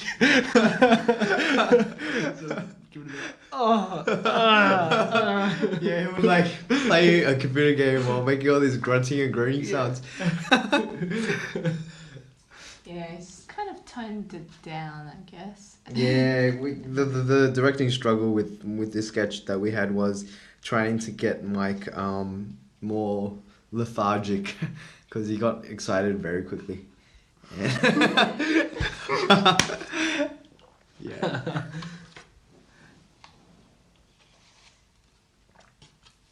Yeah, this sketch probably, hits home with a lot of girls and a lot of guys at CSE. Guys in relationships where the computer game would take precedence over paying attention or... Yeah, I think Michael here has his priorities correct. Hey, thanks. Hey, like, it's not really cheating because, Yeah, you can't pick up STDs that you'll transfer to your partner through playing computer games. So, yeah, it's all good. All fun. It's safe. Mm. It's safe. And, You That should res still game. listen to her. I am Why? outnumbered here, as always. yeah, but yeah, we make fun of it and everything, but yeah, it's kind of taking everything to the extreme, which is like review comedy. Yeah. Well, it's comedy in general. I mean, I've done this like numerous times when I'm playing Quake or some other game, and I get called for dinner or I get called or anything like that, and you just totally shut off from the outside world. I think that's a skill that a lot of people have, though. Because girls, when they're possibly on the phone or, I don't know, doing something else. Guys, I guess it's with video games, so yeah, fair enough. It's almost becoming cliched. I think the video game ignoring thing. It's become a universal thing, not the domain of nerds anymore, which I think why this sketch works very well. And that was a special request by Michael on the last night that he do that, and Lily had no idea. What is that about? About CSE Revue. I take it that Dax off. Guys, just I Hey, don't know why. At least he wasn't wearing a G-string. Yeah. And look, it's the only time we get to take our pants off. So Yeah, that's true. Okay, that's true. fair enough. I'll We give love it to you we guys. love walking around in our underwear. Or It's without a- shirts. Yeah, or without shirts. It's a legacy that we have. It's not to impress the girls because I don't think any of the girls would be impressed with our physiques, but yeah, it's in the sake of comedy and being the larrikins that we are. We love taking our stuff off. Yeah. Might also mention that donut that Michael took a bite of. There was a pack of 12 or so that were bought, and they lasted through the whole 2-week show run. Awesome. Yeah. They were pretty hard right then. I had one of them.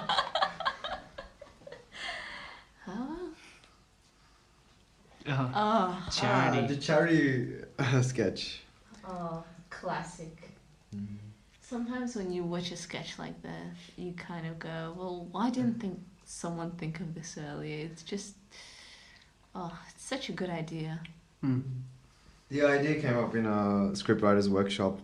Just Road tossing trip. her. Road trip. Yeah, road trip. Yeah, That's it. Matt's idea, Yeah. and I helped write a bit of the banter, but a lot of the funny stuff came from Craig, from banter that he had with Paul, just like stuff he had from experience. The fuck you. Yeah. Fucking thing.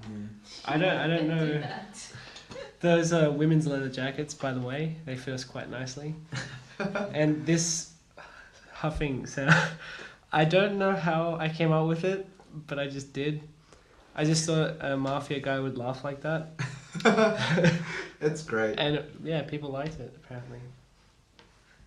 Yeah, the funny thing about this sketch is when I think back on it, it's probably one of our weaker sketches that we thought, but it ended up being something very pun oriented, and everybody just loved it because it got to the point of ludicrousness and randomness.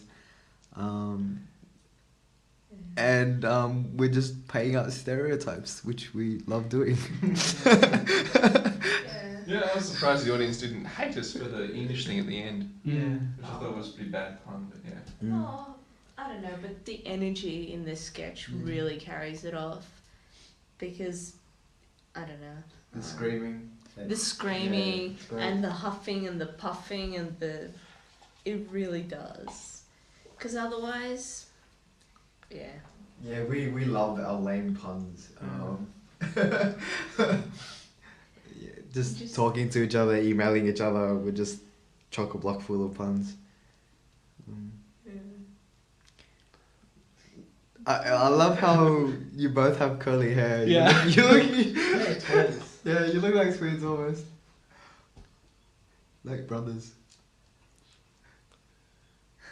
The banter.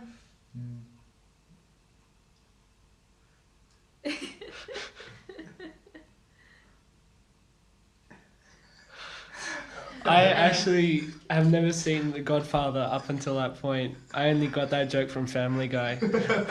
But I loved it, yeah. Yeah, when you think about it, all these puns by themselves is pretty lame. But if you put it all in the sketch, it's pretty funny. There is no running plot. There is no purpose Look to at the that sketch. little cup on the end of the gun. Yeah, you can see Classic, a little. and he donates to it. There's a little Salvation Army shield on the cup. Yeah. So, One night I remember I forgot the money, and Dickie just poked the gun at my stomach. I'm, man, I have nothing. Come on, let it go. yeah, the gun was a really good oral sketch. Bit of comedy Yeah. where the little coin would just drop in. Zombies. Also, there's army out. Yeah, there's this also this pun that not many people get, but the Deaf and Blind Society, We were going to call them the Death and Blind Society because they're zombies. So, yeah, I think that went too deep. Yeah. I remember when Matt and I wrote the sketch. We wrote this last joke, and when we presented it, everyone got it, but they were like, "Yeah, it's not that funny." But then when we put the costumes on, like the final tech run, everyone just laughed and went, "Oh, I get it now. It's much funnier." Yeah, first time I heard it, I was sold, completely sold. Remember, I was like, I love this sketch because of the final punchline. Yeah. The punchline is awesome. Yeah. You can see like our resident Asian English person. Yeah. Because we ran out of white people. Yeah. And Rob's saying, Gordon Bennett, what the hell is that? Gordon Bennett? Who's Gordon Bennett? I don't know, we just let him run with it No, because... it's core blimey. It, like, Okay, we didn't get it. Jonathan Wong's room. yeah, this is just, Jonathan Wong's bedroom. This is our video effects director's bedroom. It's Jonathan. Slashdot, as you can see. Used for notes. Last year's DVD, C-book. This That's the CSE ad. That's the real CSE ad. This sketch was thought up of there's a show poster. This sketch was thought up by a guy named Joel Vaness, and he's a pretty morbid guy. Yeah. And he came up with it, and I said, hey, let's put this on, and we showed it to Paul Crompton, our head of school, and asked him if it was inappropriate or could it affect enrollments. But he loved it, so in the spirit of that, we let it run, and it was a complete success because it was us paying out ourselves, and Works. The Greek god Eleanor. Yeah, all in the sake of comedy. Yeah. We must mention computing is really not that bad. It's really good. Come to New South. Hey, I mean, geeks can be cool. Look at Solomon. Look at that. Yeah. Smooth guy with a calculator. With the kiss, I gotta say, I got closer and closer to kissing Marie every night because I think you could see a space in between mine and her kiss on the first night. I don't know, maybe she dodged me or I was uncomfortable kissing Marie, I don't know. But every night after the show, the tech guys would just egg me on and say, hey Joe, you gotta do it tonight. You gotta kiss her, give her a big wet one. And I was like, okay, I'm gonna try. So I tried, every night as it went by. On the final night, I finally got a big sloppy one on her, and that was pretty cool. All the tech guys just went crazy over cans.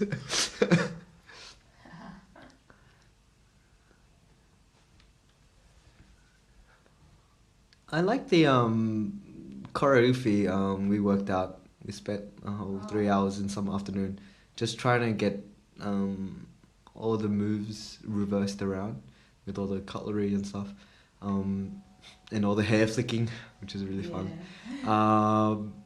It doesn't show up on camera that much because of the lighting, but yeah, big ups to Marie, Mags, and Som, and Liz. She was casted about 5 days before as a waitress, and I remember one of the nights I think Mags sneezed and she remembered to reverse that. yeah, that was really cool. So that was really good. Oh, this one. Okay. Yeah, on the final night, without my knowledge, the cast, they got together and they hid a message on Liz's bum. And right there, on the final night, what I could see was a little silver piece of satin that said "Hi Joe," and it kind of when she bent over, her skirt rode up a bit, and it just got me full in the face, and I was so surprised. I think I could barely contain my laughter, and it all went well, pretty well. But yeah, all the rest of like the cast and crew, they all knew, and they had me. They completely had me, and it made it such an awesome night. But you held it, like, because I remember watching it specifically, and you handled it very well. I was dying inside. I can tell you that. All you could see is this little smirk as soon as you saw it, and it's just Because I mean, I was looking at a bum, but I didn't expect "Hi Joe" in big capital letters in my face. Yeah, because I think she always wore shorts or something underneath, and I think we pinned it over her shorts. So and because the skirt was quite short, so we did have to get the positioning quite right. Yeah. It worked so well. It got me. You guys got me. It was so fun to pwned, so to speak.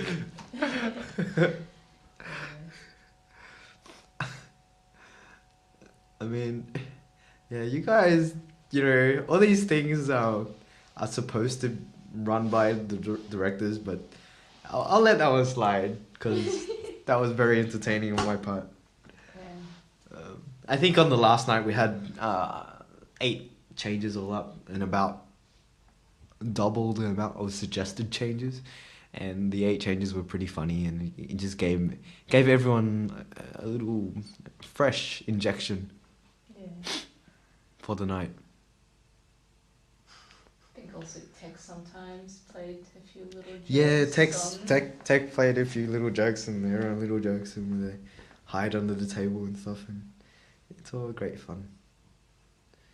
And I don't know, by the 10th night we all knew our lines and stuff pretty well, so most of us. And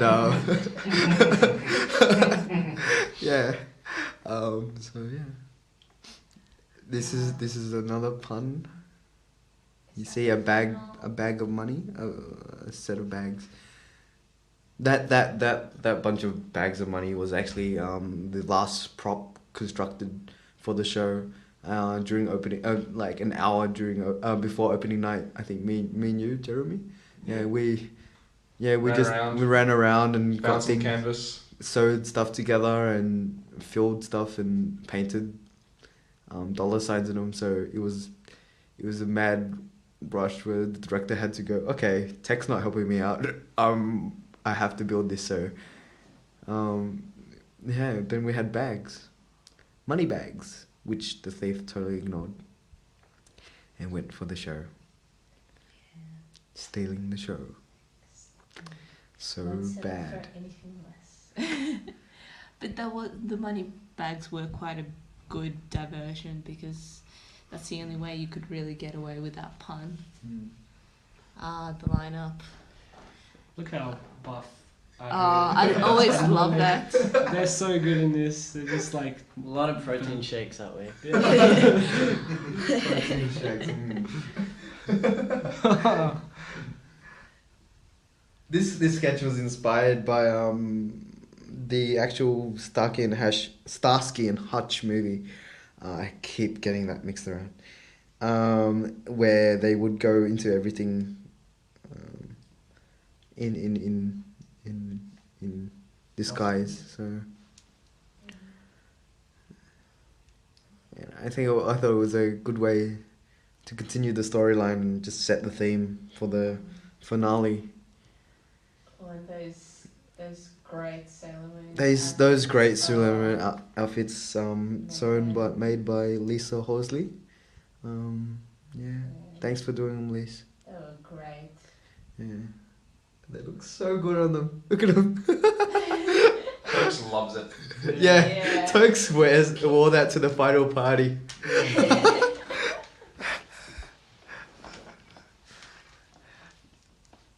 And Otto, he puts on, I think that's the first time Otto put on an accent, and we were all so very surprised that Otto was speaking.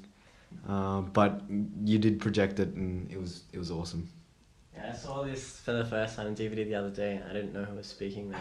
I realised it was meant to be me. I don't know if this was choreographed, that bit there. No, it's improv. that they did a lot of very good Yeah. improv. Yeah, when this sketch, when you've got a lot of costumes and stuff, things were bound to go wrong. Yeah. Chains would break, things would fall off, and everything. So they completely improvised it. Oh, bubble wrap. Yeah. Is that the big bubbles or Yeah. something? Yeah. Completely random. Just, yeah. Don't know why they're bubble wrap. This is quite a sexy radio. Okay. Anyone can do a wolf with it. Ooh. I see Bex checking them out. Yeah. Hey, caught on camera. A nice little touch here is they actually have boxes with their asterisk and hash symbol on them. It's inspired by actually Craig's boxes where he has his actual name on them, just in case he forgets his name too.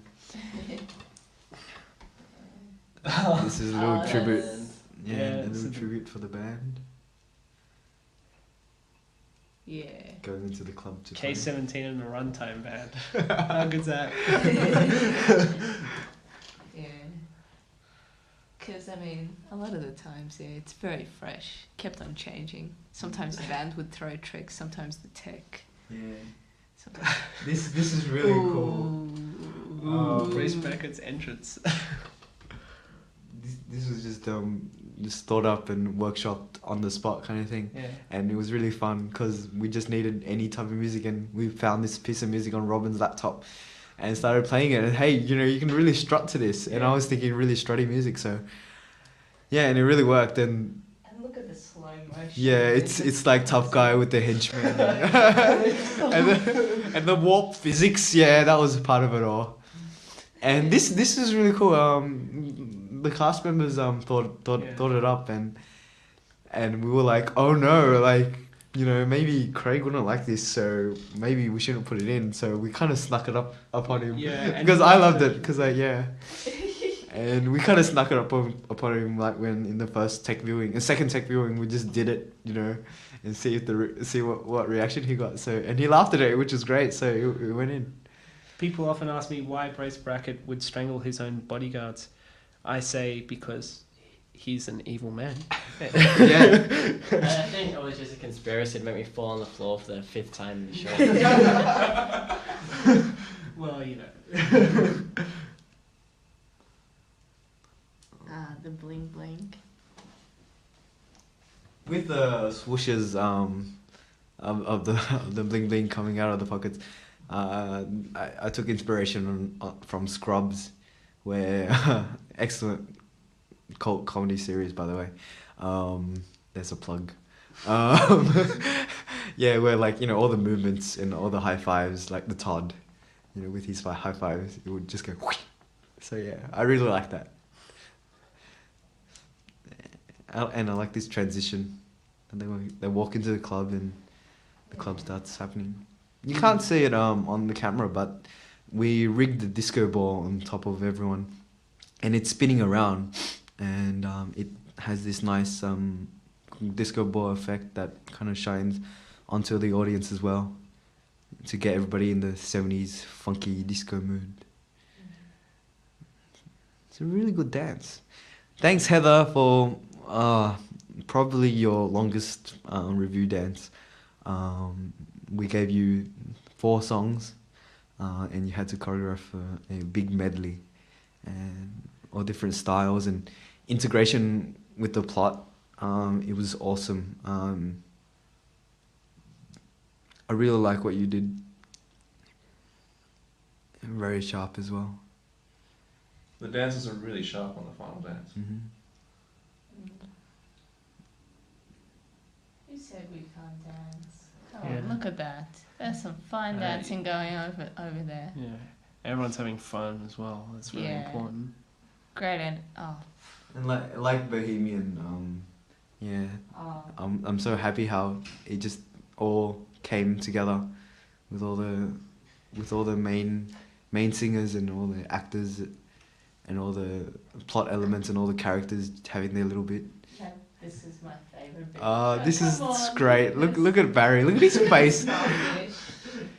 You look Aw. absolutely awesome, and the energy that you guys have, unparalleled.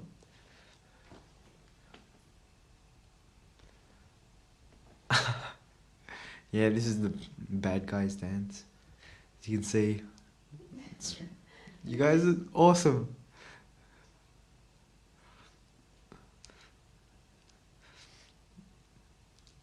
Yeah, and the green suit. Yeah, Oh yeah. when I first thought of it, I was like, The Sound of Music. You know those curtains where, the nun, Julie Andrews would Yeah. like cut off the curtains and sew stuff for him. Specifically wanted a suit, made like that of that material, because he was a cheesy, evil guy. Yeah. Good. I think it was finished the day of the show, I think, Mhm. or the day before. Mm-hmm. With my singing, actually, I've never sung before, and when Sandra said I could get the role, I was quite surprised, and I started training with Matt. And then we went to our first band practice, and later after the show completed, Mark told me that after the first band practice, he said all band members were scared and thought I couldn't do it. And then Sandra came and asked why I was so worried and couldn't sing properly.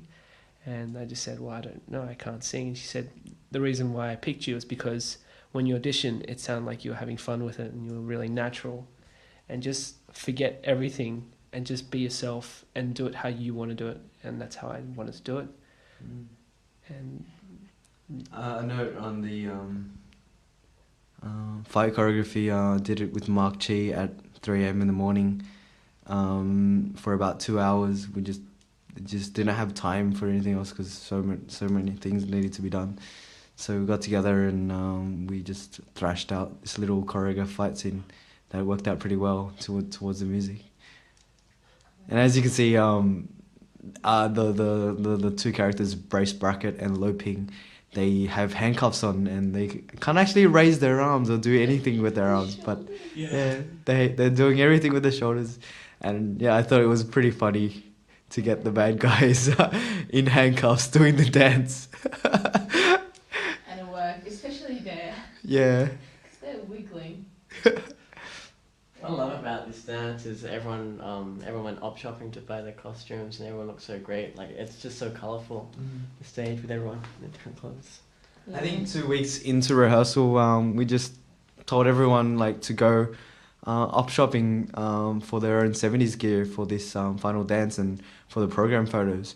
And what they did was they got together, and a lot of them weren't friends at the time, but they had a whale of a time just getting to know each other outside of rehearsal time, op shopping for all these things, and they took pictures and everything, and them wearing all these crazy clothings. And I don't know, I think the friendships made during the show, it brings almost a tear to my eye. I mean, yeah, it's wonderful how these people just get together and start off such beautiful things and produce such a beautiful thing. I mean, that's why that's one of the reasons why I'm still here. The review is just an absolutely unforgettable experience. I mean, university, it is great, but meeting all these new people and just being able to push yourself and being able to at some stage also help others realize their potential, it's the most rewarding thing you can do while doing your university degree, I think, and it's very worth it. Yeah, I think people come to university out of high school expecting they're just going to be going to learn maths or how to write better essays or something, but I mean, you've got so many opportunities to get involved at uni. You can develop your skills in so many areas like leadership, teamwork, just people in computer science might not be expecting that they'd be working on, dances or designing posters, working lights and things like that. There's so many areas with a review where you can get involved. Yeah. And at the end, it really develops you. I mean, the skills that you get from it, this experience.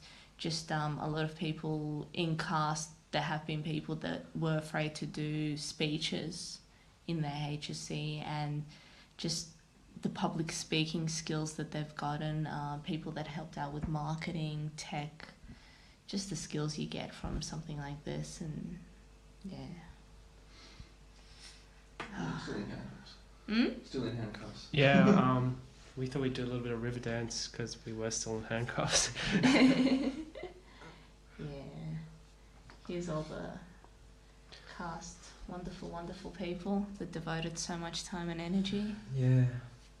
I mean, with cast, we had an astounding tech crew. They worked so hard. We had quite a number of complex demands, and they all met and came up with the goods in time. So happy about the band. Big shout out to the costumes people as well. They did an awesome job. We looked so good, and so thematic. Towards the vision that we had. The girls, they did makeup. Had to put up with smelly odors and stuff like that. Sound. I think all up we had about 100 people involved in some aspect of the show. 200. We had 200 members, probably around 120 throughout the year, because we didn't just have the show, but we've had social events through the year. So we've had Survivor and Harbour Cruises and stuff. Yeah, we try to make it like a year-long experience for everyone. With the show only being a big, I think, goal or project goal for the society itself, but the society kind of lives on throughout the entire year. It's just not the show, not the 3 months of intense rehearsals, but it's also all the members involved. And it's a great way to meet friends. I mean, I've met some of my best friends through this, and some of them are sitting here in this room. Some aren't, and it's just friends for life. And it's great.